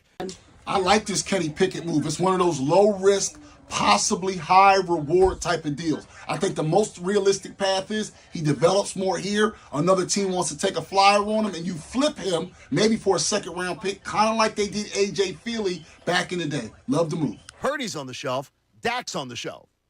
They're all there sitting on the same shelf. Nobody is elite over any one of them. I think Jalen Hurts could be. I don't disagree with you. He could be the best quarterback in the NFC. He better sure as hell prove it to me that everything he's got at his disposal, and that we agree with. To his credit, I don't think Jalen looks for excuses. But I also want to see that Brock Purdy has got the resources at his fingertips. Anything that says, well, look at what Brock Purdy's got going for him. Jalen Hurts has got it too. Bust out Philly's name, Antonio Alfonseca. Tyler Goodell, TJ Bond, Sota Gucci, Antonio Bastardo. Jim Eisenreich. Casper Wells, Dane Sardinia, Paul Hoover, Joe Bassini. Dave Buchanan's been my answer for years, and now he's not a bust-out name. Tyler Goodell. Ramon Avilas. Oh, RJ Swindle. RJ Swindle's a great one. 50-mile-an-hour curveball. He was terrible. I'm going to give you Michael Stutz. The reliever, Wilson Valdez. I mean, Andy White, Andres Blanco. Oh, Wilson Valdez. Great one. Most random Phillies player I can think of, Ricky Jordan. Most random Philly? Ricky Metallico. Who else? Ricky Metallico is a bust-out name. BJ Rosenberger was a good one. Yeah. Ross Globe. Oh, Jeff Manship. He was here for a hot minute. Ronald Torres. Most people remember him as a Ranger, but Mr. Michael Young was actually on the Phillies. So Taguchi. I guess that's it. I guess that's it for bust-outs. All right, the biggest thing I came out of spring training with is that there is no drama. I mean, you think about the Phillies, there's not a lot of spots open on that team. But the main thing is that they're ready to go for opening day. No drama is the best sight that you could have from any team in Major League Baseball when you're leaving spring. They already have it, and there's weeks to go.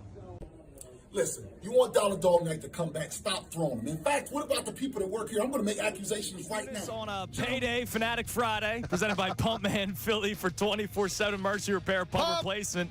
Count on Pumpman Philly. The guys know to fix your flow. Look, Payday is important on day 2 of the tournament, Johnny. Oh, yes, it is. It's important on day 2 of the tournament. Go fund that app, Shohei. Yeah, absolutely. Oh, my God. That story's not going away, like you said. And I'm excited we could talk to our next guest about a little bit of everything from ESPN, but I would say more importantly, from North Broad, Temple made, Temple proud. Triple threat Temple segment. Absolutely.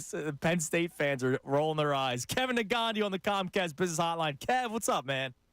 Good morning, Tunis. What's up, John? Great to join you guys. Thanks for coming on. Oh, thank you. Thanks, we appreciate it. Thanks for coming on.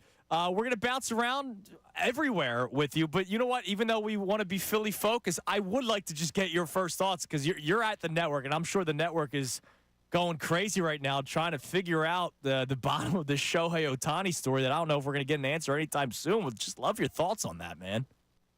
We keep coming back to, by the way, Tisha Thompson's done a phenomenal job on reporting this story and investigating it, and it takes months and months to get to the bottom of something like this. And Tisha and I were talking yesterday, and she says, she told me offline that this story is not going to go away for years.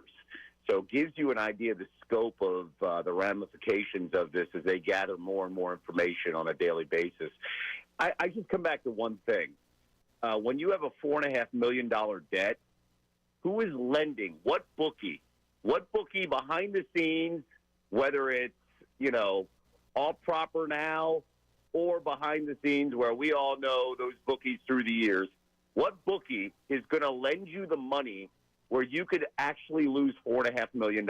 Nowhere. And make $500,000. Nowhere. So that question needs to be answered. And as this investigation continues, and because again, California is a completely different state when it comes to doing this. You can't do it. So where along the lines are you going to get that kind of credit? That's what I want. I hope we can get some clarity down the road, and I'm sure that this story is not going to go away. You can't have a worse storyline for baseball to start the season with their biggest player internationally as well as in this country in the middle of this. And for Shohei to not answer anything yesterday and leave the clubhouse after that game and not address anything, what does that do? It allows other people to fill in storylines, and then suddenly the narrative is lost. And I'm going to be curious to see how this is handled in the States. And the Dodgers must be like, what did we get ourselves into? We've committed to this guy, this is our first series, and now we've got to look forward to this over the next 10 years. Yesterday, Chunas brought up something to me, and we were kicking it back and forth, and he said, you're more optimistic about the 2024 Phillies than you were the 2023 Phillies who were coming off of a World Series the year before? And I answered yes. I said, I know about Bohm now. I know about Stott now. I know about Suarez now. I've seen all these different things that give me more confidence. Do you find yourself more confident this year or a little less confident after what happened in the NLCS? I'm actually more confident. I think coming up a year ago at this time, it was like, wow, that was awesome. What a run, right? Right now, I think we have expectation because I don't think anybody expected what happened in the 2022 fall run. It was like, well, they're finally playing to their potential, but there's more clarity here, I think, where we're at right now. Let's not forget, right around this time is when we lost Rhys Hoskins. And we were like, well, where are we going to be? What's the situation going to be like? We didn't have Bryce Harper because of the elbow surgery. There's more clarity now on positions, and you're right. We know who Alec Bohm is. He's a shining star in that lineup, and he's going to continue to grow. And I actually think the Phillies are ticked off. I think a year ago it was like, okay, we know what we can do. This year it's more like, all right, we're ticked off because we let a lot of people down. We should have beaten the Diamondbacks. We were up in that series, and we got business to handle. Here's the other thing. if we've learned one thing about baseball over the last 2 years, just get into the dance. This team can win anywhere and do anything. Just get into the dance. I don't care about a division. Let the Braves win 115 games and all that crap. It didn't matter. It hasn't mattered the last 2 years. Just make sure they're healthy and get into the dance. We're speaking to Kevin Negandhi, who does a great job with Sports Center at 6 o'clock on ESPN. Kevin, it's funny. I thought we were going to lead with the Eagles, but this Ohtani story changes everything. But it's our first time get a chance to talk to you since the new league year has started. Would love to get your thoughts on what Howie Roseman has been able to accomplish so far. You know what we've seen from Howie, guys? Howie's one of those guys that, he can be stubborn. But one thing I've noticed about Howie over the last 5 years, Howie adjusts. When he understands that they may have made a mistake on evaluating and philosophy, he attacks it and addresses it, and that's what we've seen. Like, think about what they've done. Some of the big signings, off-ball linebacker, like in Devin White, like they've never done that before. Like, not under Howie. Saquon Barkley, $12 million a year to a running back, they've never done that before. Going back to CJ, they were gone. They have moved on. And he's coming off an injury, and then they give him a multi-year contract. Those three specific things are all against the grain of what Howie Roseman has done in the past. And to me, it shows that Howie understands, I made a mistake. I'm reevaluating the roster. I also know what we need to do. And I really appreciate that with Howie, because let's go back. The Jalen Reagor pick, right? He understood, I made a mistake. I'm going to address it. I'll upgrade with A.J. Brown. I'll go back to wide receiver. I'll go to the SEC in Devontae. I really do appreciate that about Howie. Like, the guy's ability to understand, hey, I know our window's right here and right now. We've got to figure it out. Let's cut the losses and let's move on. Let's make up for all the mistakes we've made in the past. So for anybody – listen, it's March 22nd, so for anybody to say, oh, let's make a prediction, it's hard to make any predictions. The one thing I want to see is the Eagles address linebacker and cornerback in this draft, especially early. Wouldn't be surprised if they trade down or even try to trade up. I don't think they sit there at 22. There's a ton of talent at cornerback in the top 50 picks. So they've got to get younger there. They've got to develop, and they've got to start, at a certain point, you still got to figure out Lane Johnson's replacement, right? And down the road, you can still make these picks here specifically and address the offensive line, which is not sexy, but it's okay. It's okay as an Eagles fan because they have figured out everything offensively with the weapons. Do you worry at all because of the way that locker room had some sort of conflict going on, whether it was coach on coach, older players on younger players, whatever it was? Do you worry that those issues won't be remedied in the 2024 Eagles? I'd like to see how this team handles adversity, like a 2-game losing streak. To your point, John, like the coach, it's clear that a message was sent to Nick Serriani that how he was operating emotionally with the highs and lows just doesn't work as a head coach in the NFL. You can't go up all the way up and then all the way down. You've got to find a middle level at all times. And I think that can wear on people in the locker room, especially adults who are veterans who are making a ton of money, and they're like, hey, man, I'm not dealing with this immaturity. So I'd like to see how they handle it. I'd like to see the quarterback show some growth. It feels like they have figured out that they have to attack the blitzes because defenses around the league are noticing. Just blitz and see what they do and how he handles the adversity. I hope they figured that out with Saquon there, and you have the hesitancy that you can't just crash here. So we'll see. John, it's hard to make any conclusion considering all of us were shocked those final 6-7 weeks where there was no lifeline that they could hold on to get out of the mess. They had to figure it out, and they couldn't figure it out. But the changes that we have seen, the message was sent to the head coach. Hey, listen, it's big boy time now. You got to put on your big boy pants to grow up a little bit, and we're going to take some power out of here because the scheme isn't working, and let's see what Kellen Moore can do. Let's see what Fangio can do. Let's have some grown-ups here, and let's hope that you grow in the process. One of the other things we discussed yesterday, Kevin, I'd love to get your thoughts on. We debated if the season were to have started today. Let's say today is the Friday night Sao Paulo game, right? That's where the Eagles are opening up the season. In 168 days. Yeah, well, that's awesome. So we've got a countdown clock going already, Kev. The way the roster is currently constructed, and we're going with the assumption that Hassan Reddick is not on the Eagles. Is this team, the way it's currently constructed right now, we know the draft is still to come, and there's still other pieces that need to be brought on. Are they back into the conversation of contending to get to the NFC Championship game? Yeah, shoot, if you're going to use that example, then I don't look at it specifically the NFC Championship game. I look at it, just win the division, and then you can move forward, right? If you win the division, host a home game, then you're going to be in a position to do something, right? So that's how I view it. They're the best team. If you compare them to everybody else's roster in the division, they're the best team. The Cowboys are a mess right now. They've got to figure out how they're going to spend that cap money with Dak, and of course they still got to figure out CeeDee Lamb and Micah. So when you look at their offensive line with the Cowboys, there's some holes there. So I use that as the comparison specifically with the Eagles roster right now compared to Dallas, compared to Washington, compared to the Giants. That makes me feel good. I can't predict the 49ers. One team, though, that scares me more than anybody in the NFC is the Lions, man. They are coming. They should have won that game in San Francisco. Yeah.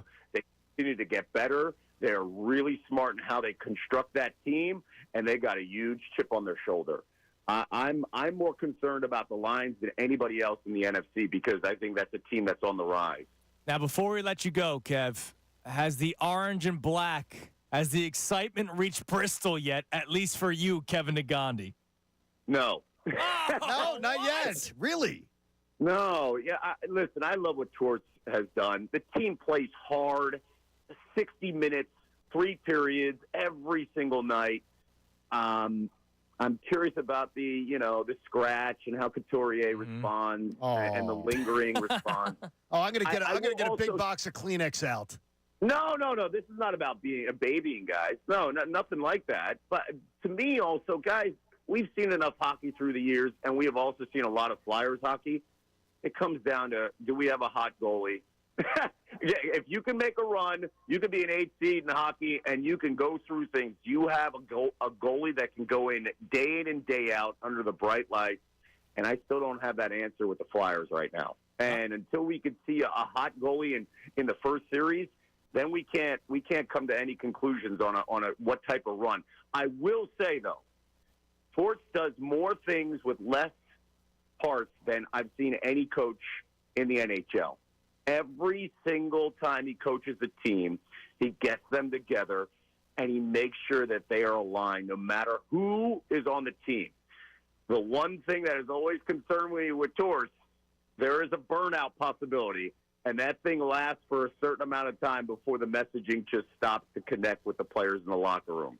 So we will see how this plays out long term, but he was an ideal fit for where this team was and this franchise was years ago, and he's perfect right now. Kevin, you're the man. Thank you so much for coming on today. Kev. We appreciate it. It's great hearing your voice again, and we hope to bother you again down the road, all right? I look forward to it. Guys, and I'll say one other thing.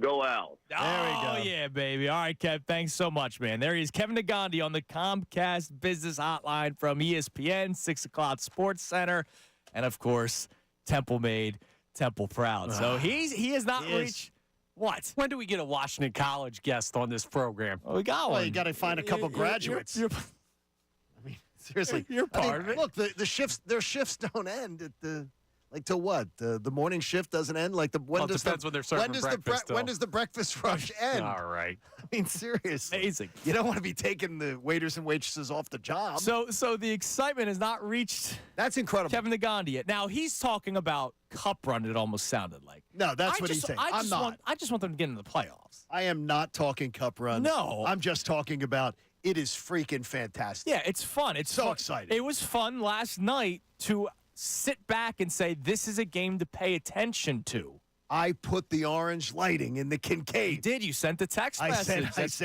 I set the orange light. The orange lighting has been used the least in the Kincade Because since it's sometimes it opening. feels fake. You don't want to do it just because you're watching a Flyers game. That last night felt important. Put on the orange lighting. That's It's all ready for it last night. That's good. So look, I'm ready. Hopefully it gets there soon up in Bristol. Yes, it'll get for Kevin It'll get specifically, because obviously I don't.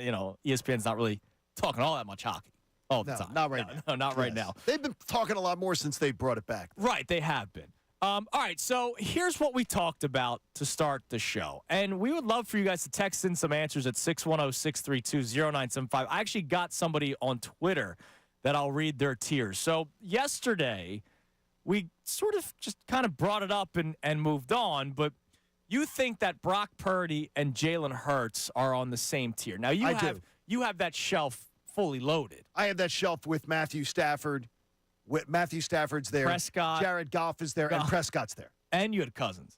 Or you had Cousins right is right below. Cousins is trying to climb onto that shelf. They're the five that I have the five all on the same on shelf. one shelf. That's a busy shelf, man. That's a very stuffy shelf. So I have Stafford by himself, and then underneath that I have Hurts, Prescott, and I guess I'll go Goff for you, and Love trending upward. I have Purdy beneath them. I do, because I watched a lot of Brock Purdy last year, and I saw him get bailed out. Bailed out sometimes. Bailed out. All right. Very inaccurate. Great talent. Jalen Hurts has great talent around. I think Jalen Hurts can be more accurate, safer with the football if he has the right offensive coordinator. More which accurate, he didn't, I'm really which he didn't going have to last question year. you. Okay, because I know the 70% thing. If Purdy doesn't hit a defensive back in the face mask with a ball in the NFC Championship game, they're not in the Super Bowl. They should have lost to the Packers twice the ball, two interceptions to the Packers. And Connor, you can do that in so many games where you can say, well, if this happened, I will tell you the Eagles aren't Super Bowl champions if they had to go through the Rams. You're right, and the Saints. I agree with you when you win. When you win, things happen in your favor. And Nick Foles had Keanu Neal's knee. I know all that stuff. And if Brock Purdy doesn't get hurt in the NFC Championship game here in Philly, that game was hanging. It was an even game. And it was very much in the balance until he got hurt. I mean, you can do that with anything. I just don't believe in the Brock Purdy hype. I think it's a nice story. I've said this. If Brock Purdy played for any other team, I would love the story. It's just that I hate the San Francisco 49ers so much that I don't even like the story. Well, you know me and the Shanahan hate. Yeah, of course. So Steve Silver checked in with his tiers. Wasn't he on 90210? No, it's long. I think it was. I didn't watch that show. Isn't that the one where Kyle Brandt, was he on that show? No, he was on Days. Oh. Yeah, you see this. Kyle's on Days. That's not what it's not my wheelhouse. Steve Silver says tier 1, Dak and Stafford. Tier 1 Dak. Dak and Stafford. Now Dak. No. But no, thank you very much. Thank you, Keith Pompey, for checking in. Really, I mean, his phone's working. That's awesome. Perfect timing for that. Look, he is a regular season stellar quarterback. Dak. He was what? Was he runner up for MVP? Dak. Lamar won almost unanimously, except for that one moron, which is crazy. That works for ESPN. Dak is in no way on a level ahead of guys who've been to the Super Bowl. Right. Guys who have won numerous playoff games in years. You cannot do that. So he is Dak and Stafford tier 1. Tier 2 is Hurts and Purdy, as well as Jared Goff and Jordan Love. You can't put Jordan Love there yet. I have him on tier 2. Jordan Love hasn't. I have him on tier 2 with the prospect of it. Then you're guessing, hoping, wishing, feeling. Oh, I'm not hoping. No, it has to be on fails, and that's I one want less it team on in the what NFC. they've accomplished. Dude, he was. No. They almost beat the 49ers. By Thanksgiving weekend, no one even mentioned Jordan Love's But this name. is our latest tiers. I'm not basing it off of the first 8 weeks of the season. You're basing that really. You're going on a very small sample size, which you won't use with Johan Rojas. I use my eye test and my NFL feelings. football. Listen, it's my football guy in me. I like Hurts, but Jordan Love did go into Dallas and beat the brakes off the Cowboys, and it was awesome. So he deserves credit for that. I think the Green Bay defense had a huge part in that day. They did, and the Green Bay defense sucks, but they had a big game that day. They had a big day that day. Tier 3, he goes Cousins, which is where I have Cousins, also with Kyler and Geno. Well, I don't even have Kyler and Geno in my discussion. Kyler could be. We'll see. That's a big we'll see. Tier 4 is Mayfield, Daniel Jones. I don't think Daniel Jones should be on a shelf. Mayfield has accomplished more than including multiple playoff wins in his career than Kyler Murray. Yeah. Kyler Murray should never be ahead of Baker Mayfield. That is a terrible list. We appreciate him listening. David Carr on that tier as well, and then the unknowns are Bryce Young, and then the other teams with rookie quarterbacks or Derek Carr. Yeah, David Carr's terrible on the NFL I don't like David Carr. He's at all. terrible. I don't like Derek Carr either. All right, so coming up next, we will react to day 1 of the NCAA tournament, take a look at day 2 in the NCAA tournament, and still to come later on the show, we got the Kincade Salciunas Key 3, and also our crossover with Mr. Sticky Buns, Bob Cooney. It's Kincade and Salciunas right here, 97.5 The Fanatic.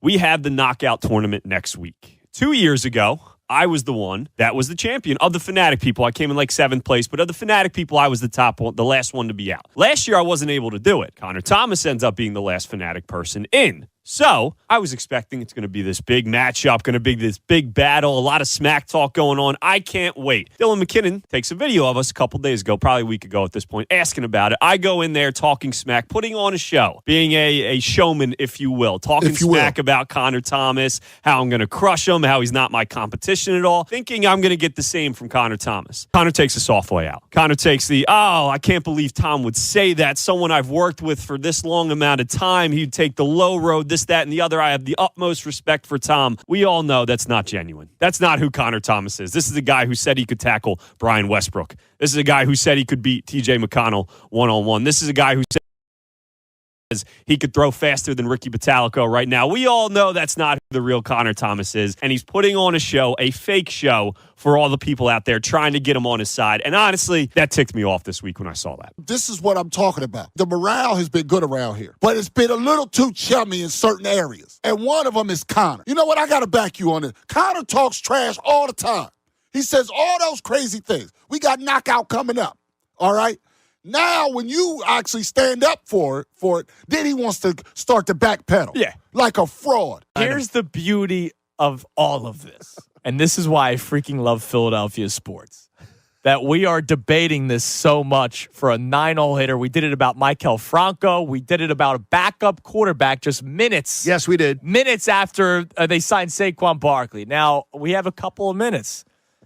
Are the war drums playing? Are they getting louder? Are they getting closer? Is my enemy on the line from the best show ever, Tyrone Johnson? Hello, John Kincade. You're a gentleman. Hello, enemy. Hello. Hello. Welcome in. Hello, Welcome in, Tyrone. Mr. J. Andrew, what's going on here? What is going on with you? Are you okay? Now, you know you got this brand new show. I've been loving the show, except for your part. And I'm just trying to do it for clicks, Tyrone. Come on, you know that. That's the part of the business. I'm trying to understand seriously why you feel this way. And you know why I'm worried? Are you letting all these big-time superstars off the hook?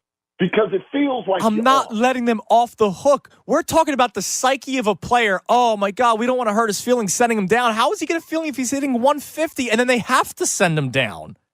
I'm just saying, give him time in AAA. They said, I think it was I forget, it was Matt Gelb on your show or Zalecki on Bob Cooney's show. I forget which one, but one of the two great reporters who all are in favor of Rojas playing center field. I respect all of your opinion, but they're saying that they reworked his entire swing. The guys that are there every single day. So if they're reworking his entire swing, wouldn't you rather him try to get some 5 at-bats a game, reworking that swing, or getting maybe 3 getting pulled late in big situations and facing top pitching that he can't touch?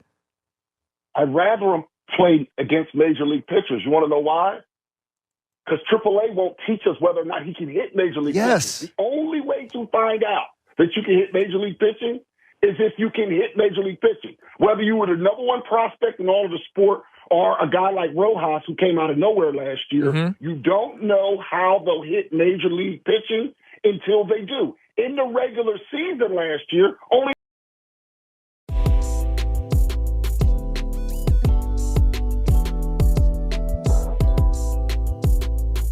Would Connor have won last year if you were there?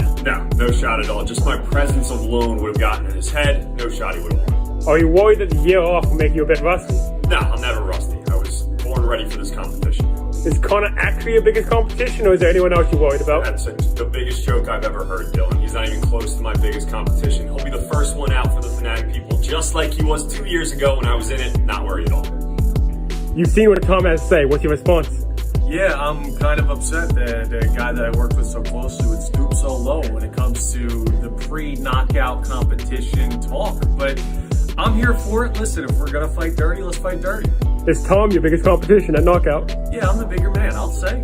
He's the defending champion from before I'm the defending champion, so I'll give him the respect to say he's my biggest competition. Okay, now there's been a lot of talk that you are the Hakeem Olajuwon of the station. He's a Michael Jordan. Do you think that's accurate?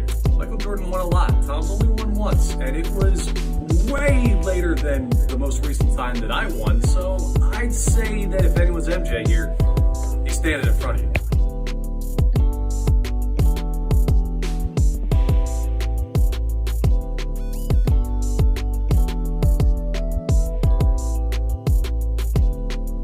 Bust out Phillies name? Antonio Alfonseca. Tyler Goodell, TJ Bond, Sotaguchi, Antonio Bastardo.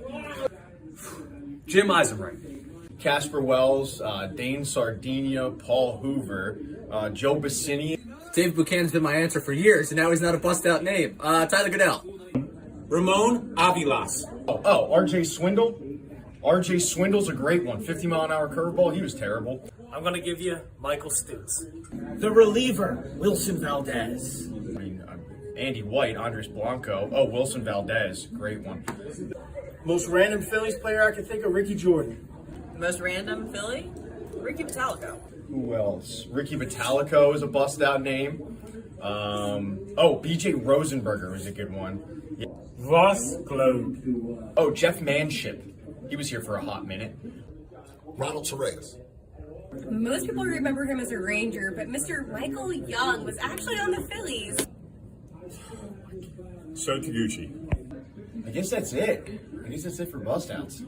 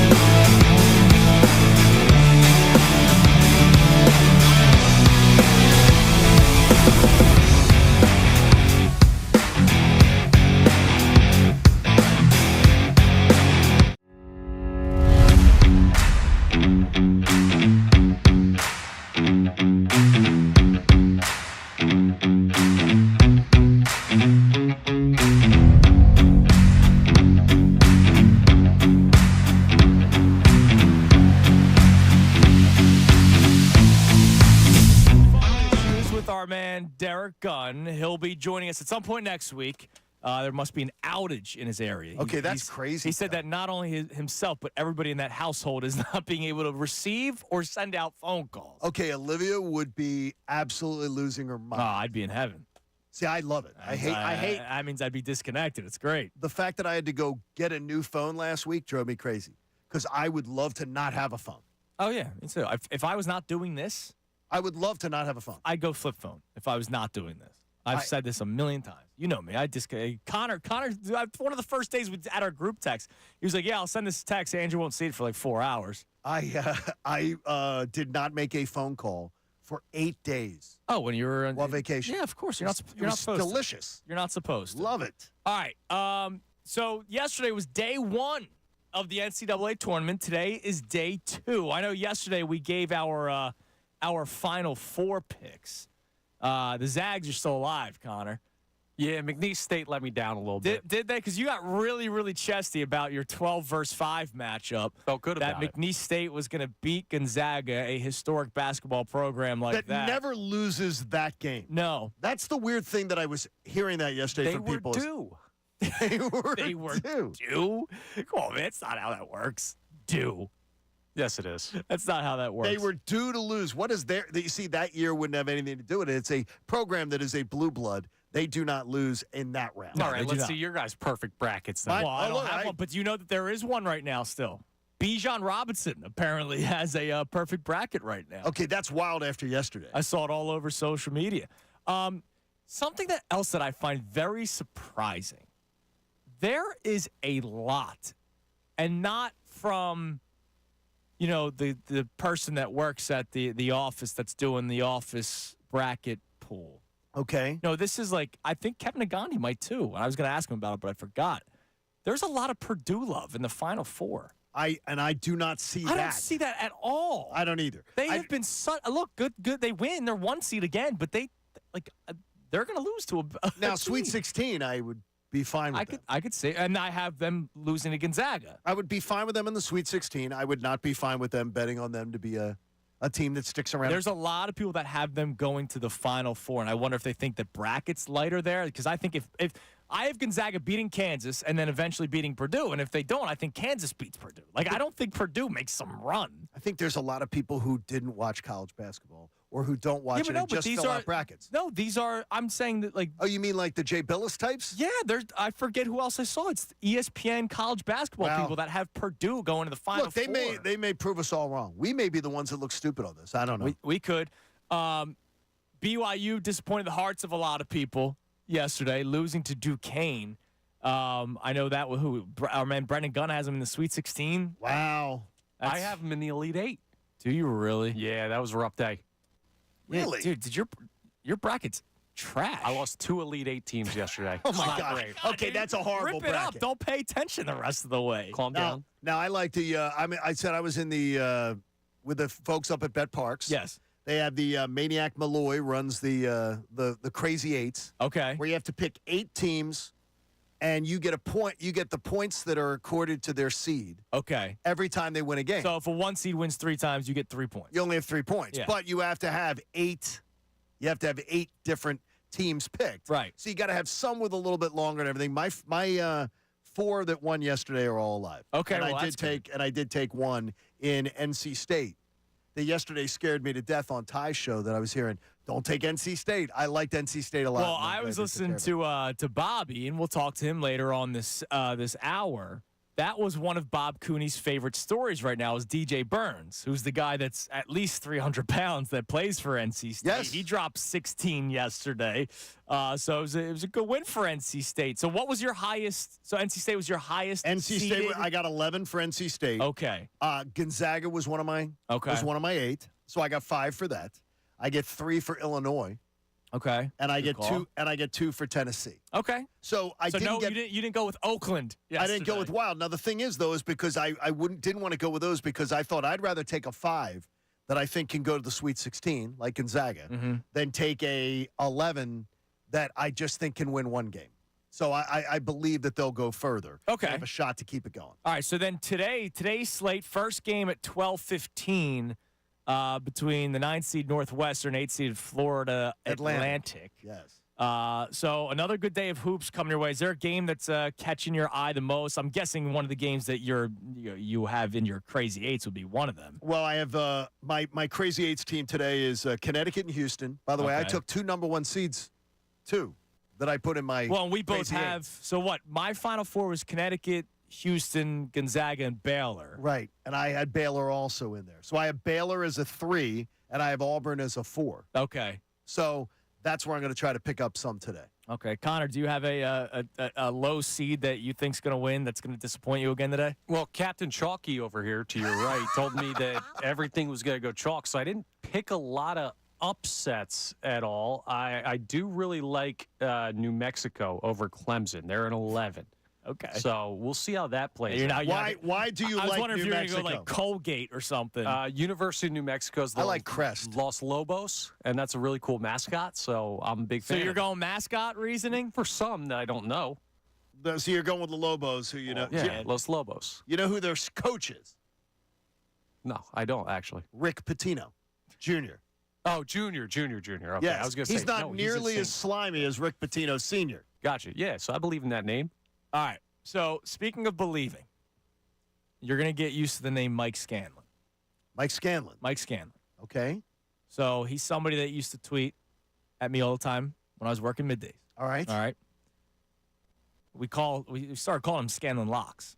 Like he had Oral Roberts outright a few years. Like Okay, that's a nice and one. like he's hit on some big one, and he does a lot of research. He's not like some. Okay, so he's a guy who does. He gives you reasons. Yeah. He can name the coaches. But he can he's tell you not like some betting guy. He's just a dude. Okay. He's just a dude. Oh, He's I a like Scanlon. this. I used I to like see him at this. Chickies and Pete's all the time. I used to, like, on Fridays when I did the show out. I like that. So I think I met him once. You did. Out there when I was You out there. did. You did. Good dude. Really good So dude. his locks for today. All right. Now, I don't know if these are spreads or if it's just money line. He's got Florida over Colorado, San Diego State over UAB, which I agree with. But he's going Grand Canyon over St. Mary's. GCU beating a 5 seed. He's huh? going Grand Canyon as his upset of the day over the 5 seed St. Mary's. Okay, we can keep an eye. How about this? We got a new show here. Yes. Let's keep an eye on what he says today.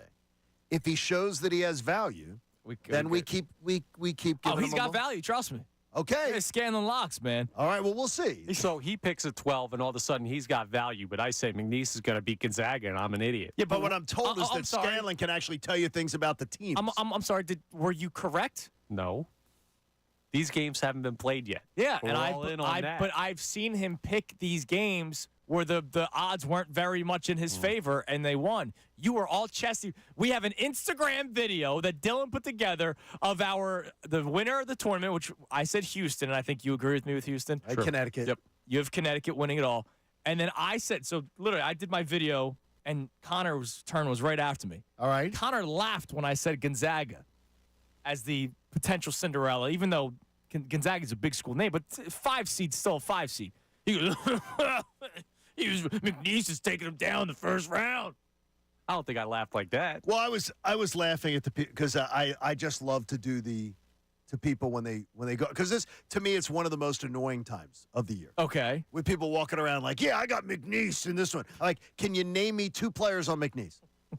Can you name me you know nothing about them. You just know I'm going to pick somebody who's a 12 because I got to pick my 12-5 upset. Yeah, always. You always got to have the 12-5. Oh, geez. I'll tell you this, though. There was some betting talent around at Bet Parks at the sportsbook yesterday. Sitting around the bar, just some conversations. I had guys telling me things about the games yesterday before the games happened, and they ended up being right. So there was some. I'm going to find them today. Oh, you're going to sit and take a little of their advice. Them a little bit. Take a little of their advice. It was a great vibe, and it was great to be out there. And it was. And you're there fun. again today, right? I'll be there today. Egan's out there too. Cool. And by the way, so this was great. So they have a Papa Shot machine that moves. I saw the photo. That moves, and so I go up. It's my shot with the Papa Shot machine, and I sink my first, and the next 2 don't go in, and Egan starts talking crap. And he's just like, oh, my gosh, how terrible of you. And he proceeds to go 0 for 3. Oh, so he ends up losing. He goes 0 for 3. But he then takes his second shot, and he makes 2 out of 3 with absolutely perfect form. Oh, is that right? Absolutely perfect form. But Mr. Gathers, part of Hank Gathers' extended family, was there. And this guy comes up talking all the ish in the world. And he literally, pop, like just A beautiful pop. Oh, just pure form. Unbelievable. Oh, and Mr. Gathers, Can you brag about Pop-A-Shot? Yes. No, you can because disagree. No, it's not. You're not playing with the little basketballs. You're playing with a smaller size but basketball. I saw the photo of Egan. He's at height of the rim, and that's saying something. No, you said that, not me. Well, I'm serious. Like, can you brag about Pop-A-Shot if you could basically reach it yourself? No, you can't reach it. We're not. You're missing. I saw the photo of Egan. You are missing the distance. Then totally different. No, absolutely not. You guys won't give me knockout, but you'll give him pop shot. No, I was just giving. Come on. I'm not giving you that or that. All right. I was giving Egan a little bit of love there, and we'll see Egan today out there. You will absolutely enjoy getting a chance to rub elbows with Egan. Oh, absolutely. Well, you're gonna have to try. That's mean. All right, coming up, we got Kincade and Salciunas' Key 3. We debuted this yesterday. You'll hear it again coming up next. The Kincade and Salciunas' Key 3 is the 3 best minutes of today's programming. But I love it. The way B. Gunn put it together, Brendan Gunn, our associate producer, it's not just like 3 minutes from the top of the show. It's a bunch of stuff from the show. It's boom, boom, boom, boom, boom. Before you know it, 3 minutes is up. But it's the best 3 minutes, a compilation of the best 3 minutes from today's programming. And then after that, as we do every single day, it's the crossover with our midday host, Bob Cooney. And I just saw the tweet from the midday account, which I still have access to, so I can mess around with it, of the guests that are coming your way. And it's a big show today. I can't wait for Bob to tell you himself. Coming your way next, right here. Kincade and Salciunas, 97.5 The Fanatic. Bob Cooney.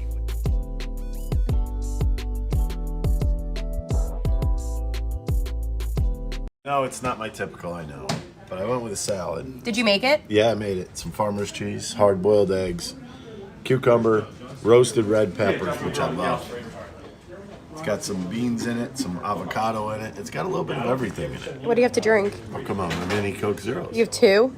Of course. I should have just gotten 1, but whatever. I remember going to a Phillies playoff game. My dad took me, and they lost, and it was a real, real disappointing loss. So we're getting ready to leave, and my dad didn't drive, so of course we had to do a subway to a cab to a high-speed line to another cab, just crazy. But we go to the bathroom before we leave, and I'm a young kid. I'm like not even 10 or something like that. There's this drunk guy in the stall next to me, and my dad's standing next to me. So, I'm kind of embarrassed to be in the bathroom with my dad in the first place. And now we got this drunk guy next to me and goes, "Those bleeping Phillies, I swear there's more blanks than there is peeing in here in their clubhouse." And I was like, oh my God, this guy just cursed. And he used the D word, and my dad's standing there. I would tell you, no athlete has to apologize to me. And then he wanted to come back. No, he got to apologize, and it was a great apology. I like that he addressed it immediately.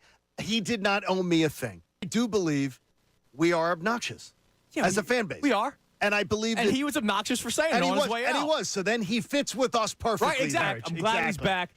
I like this Kenny Pickett move. It's one of those low-risk, possibly high-reward type of deals. I think the most realistic path is he develops more here. Another team wants to take a flyer on him, and you flip him maybe for a second-round pick, kind of like they did A.J. Feely back in the day. Love the move. Purdy's on the shelf. Dak's on the shelf. They're all there sitting on the same shelf. Nobody is elite over any one of them. I think Jalen Hurts could be. I don't disagree with you. He could be the best quarterback in the NFC. He better sure as hell prove it to me that everything he's got at his disposal, and that we agree with. To his credit, I don't think Jalen looks for excuses. But I also want to see that Brock Purdy has got the resources at his fingertips. Anything that says, well, look at what Brock Purdy's got going for him. Jalen Hurts has got it too. Bust out Philly's name, Antonio Alfonseca. Tyler Goodell, TJ Bond, Sota Gucci.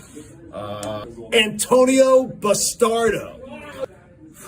Jim Eisenreich. Casper Wells, Dane Sardinia, Paul Hoover, Joe Bassini. Dave Buchanan's been my answer for years, and now he's not a bust-out name. Tyler Goodell. Ramon Avilas. Oh, R.J. Swindle. R.J. Swindle's a great one. 50-mile-an-hour curveball. He was terrible. I'm going to give you Michael Stutz. The reliever, Wilson Valdez. Andy White, Andres Blanco. Oh, Wilson Valdez. Great one. Most random Phillies player I can think of, Ricky Jordan. Most random Philly? Ricky Metallico. Who else? Ricky Metallico is a bust-out name. BJ Rosenberger is a good one. Yeah. Voss Globe. Oh, Jeff Manship. He was here for a hot minute. Ronald Torres. Most people remember him as a Ranger, but Mr. Michael Young was actually on the Phillies. Sho Taguchi. I guess that's it. For bust-outs. All right, the biggest thing I came out of spring training with is that there is no drama. I mean, you think about the Phillies, there's not a lot of spots open on that team. But the main thing is that they're ready to go for opening day. No drama is the best sight that you could have from any team in Major League Baseball when you're leaving spring. They already have it, and there's weeks to go. Listen, you want Dollar Dog Night to come back, stop throwing them. In fact, what about the people that work here? I'm going to make accusations right now.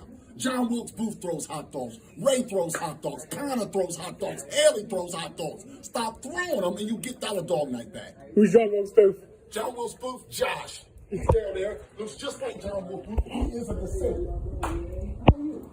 I never been to look around. Reaction to Saquon Barkley? Good job, Howie. Cool. Now he just has to outperform DeAndre Swift. Got to get 1,300 rushing yards, 1,200, 1,300, maybe about 500 receiving yards. But here's the best thing about it. It's a KISS move. Keep it simple, stupid. This guy stays on the field almost all the time.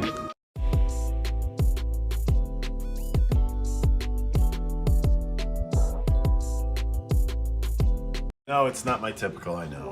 But I went with a salad. Did you make it? Yeah, I made it. Some farmer's cheese, hard-boiled eggs, cucumber, roasted red peppers, which I love. It's got some beans in it, some avocado in it. It's got a little bit of everything in it. What do you have to drink? Oh, come on, my mini Coke Zero. You have two? Friday morning. This is my first Friday of doing mornings. Love Fridays. So that means I'm done in a couple of minutes. Yes. Which is a beautiful thing. It is a beautiful thing. Although I've had a lot of fun. I'll be honest. It's been a great first week. Thank everybody for listening this week and engaging on the text line and calling in and Twitter and email. And thank you for welcoming me here. Yeah, we appreciate it. It's a lot of fun. It's been an absolute blast. Really enjoying this journey so far. Yeah, oh my God, flew by. So I'm enjoying the journey. And it's not done yet, I don't think. Unless they bring us into the office and say... No, I don't think anything's happening. No, I think we're good so far. 5 days, we survived. All right, it's time now for Kincade and Salciunas, Key 3. Now, the Kincade and Salciunas Key 3. Today's best. Where does Jalen Hurts rank among all the quarterbacks in the NFC to you? I still think Jalen Hurts is better than Brock Purdy. But if we're going to get into the conversation about the rest of the NFC, I think that's something that we have to talk out because there are guys with upside. Like I would say right now, I believe that Jordan Love, through one full season as a starter, may have higher upside than Jalen Hurts. Okay, so if you add shelves. Right. But you have to put them on the shelves today. I have Hurts and I have Purdy on the same shelf. Jordan Love's not there yet. But he's got a higher upside. I do think Jordan Love can be a good quarterback. But he can't jump them on a shelf. He might be, but he can't. So if he's on a shelf, he's not on their shelf. Right, so if this conversation, he's on a shelf below. We're doing this conversation today, and we can redo this conversation week 8. No question. We can redo this conversation after the season comes to an end. I guess I have to say that Jalen Hurts, in my belief, is still the best quarterback in the NFC. You yourself said that one Super Bowl performance out of Jalen Hurts, in which they lost, changed how you feel about him for the rest of your life. Well, I'm never going to doubt that he has that game in him. Unfortunately, and what game does Cousins have? Unfortunately, the bed? I never saw that game again. Is my enemy on the line from the best show ever, Tyrone Johnson?